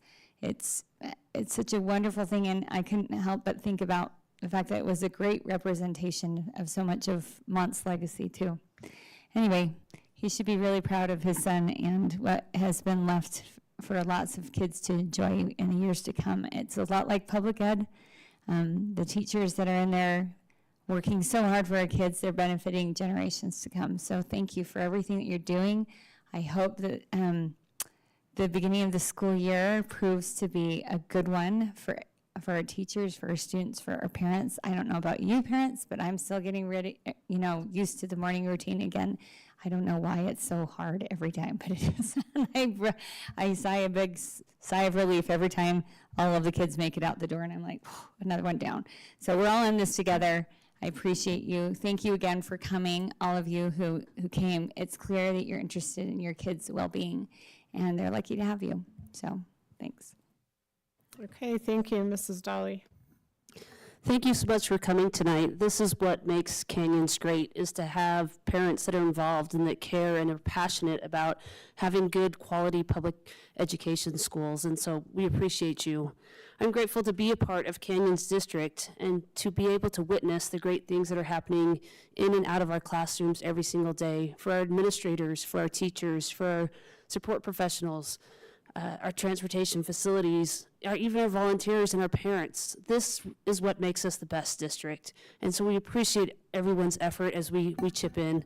Even as we have to do hard things, just know that we are here with you. We are with you on the same team, working to try to solve these problems. I'm thankful to my fellow board members and all of their selfless efforts and willingness to tackle hard subjects. Their number one focus is always helping their students to succeed to their fullest potential. Just remember, we are humans too. We're not infallible. We're trying our best. And so have some grace with us as we work through this process together, that we can solve some of these tough issues. Thank you to our Eastmont community for their patience and their sacrifice as they had to start school virtually for the first 2 weeks. And thank you and have a good night. Thank you, Mrs. Pedersen. There's been so many good comments. I appreciate Katie's and Jackson's experience that he was sharing. That's very helpful for people to hear those things. I had the opportunity today, of course, to go welcome our Eastmont students back again, but I have spent time over the summer going through the building repeatedly to see how it was progressing, and we were really kind of concerned it wasn't pulling together as fast as we were hoping it would be. The ultimate goal will be beautiful. It's going to be as nice on the inside as far as physical ability, physical facilities, let's say that, as any of our other middle schools. It will have that new shiny penny look. But what's even more important is that Eastmont already has quality teachers and quality instruction. We're just making an environment where they feel supported and welcome. The teachers are already above and beyond working for our students, and some of them spent their time this weekend just getting the classrooms clean and ready to go for today. I know that Stacy spent all weekend, all three days. She was over at school working to get the school ready. She's amazing. I was impressed that she was able to have 150 of the students at the school working on computers, doing what everyone else was doing at home with teacher support in the same classroom. And they had a routine, and it was going so beautifully. They felt supported, they felt they were safe, they were watched over, and to have her provide that opportunity was amazing. That wasn't something that the board asked her to do. That was her solution to how can I best support these kids, because the kids matter. And they had the special ed kids over in a different section, and then they had actually those were sent over to the life skills building where they had the extra support that way physically, because our building wasn't adapted for their wheelchairs or whatever that happened to be. But I was so impressed. And then today, as they were coming in, we had Jordan High School cheerleaders and pep band cheering them on, a red carpet, balloon arch, cannons, and they all died. They were so embarrassed, which is great. Don't you love being able to embarrass? No, some were so excited, but some of them were going through, oh, you're paying attention to me. It was really, really fun to see how excited they were to come back into the building.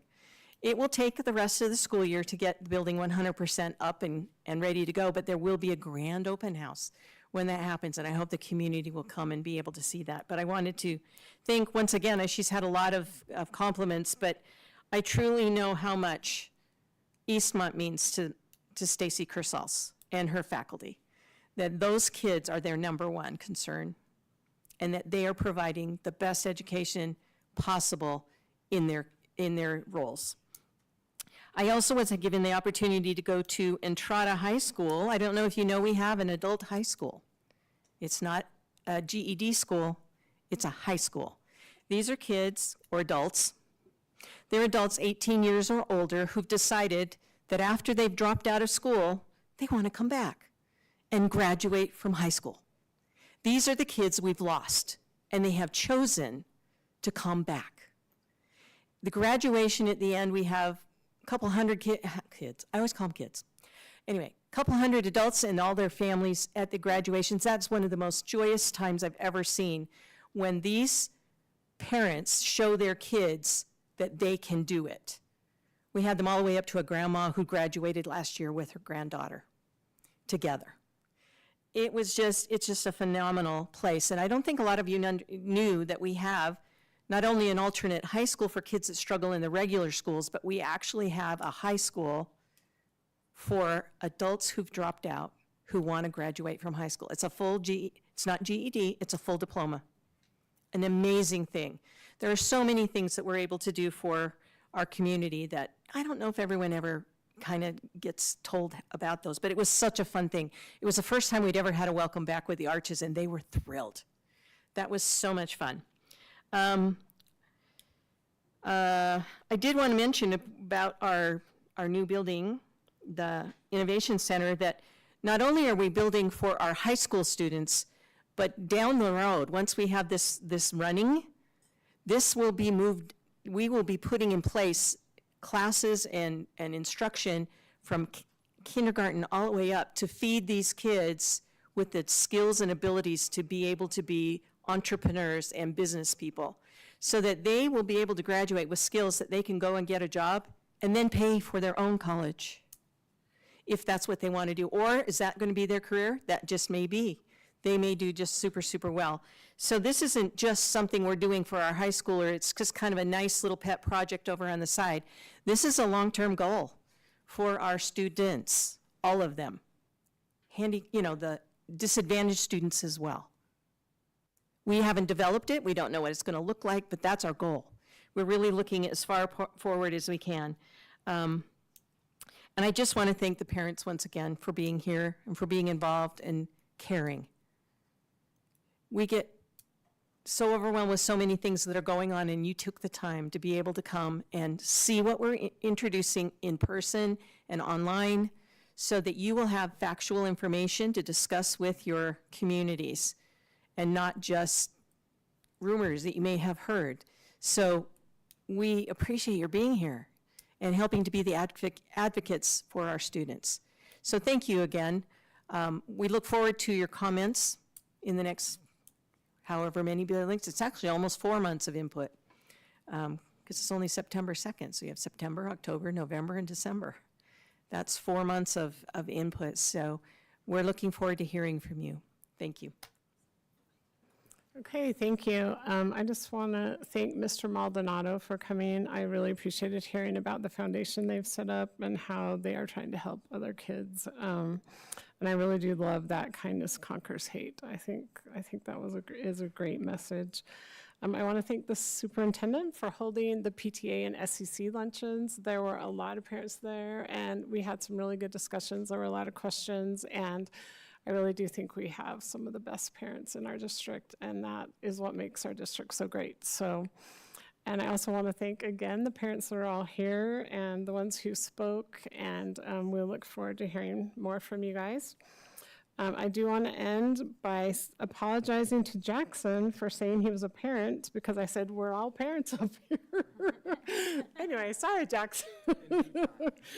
But he is a recent student, and so he actually has a very valuable perspective, I think. So anyway, with that, I will end the meeting, and thank you, and this is the end.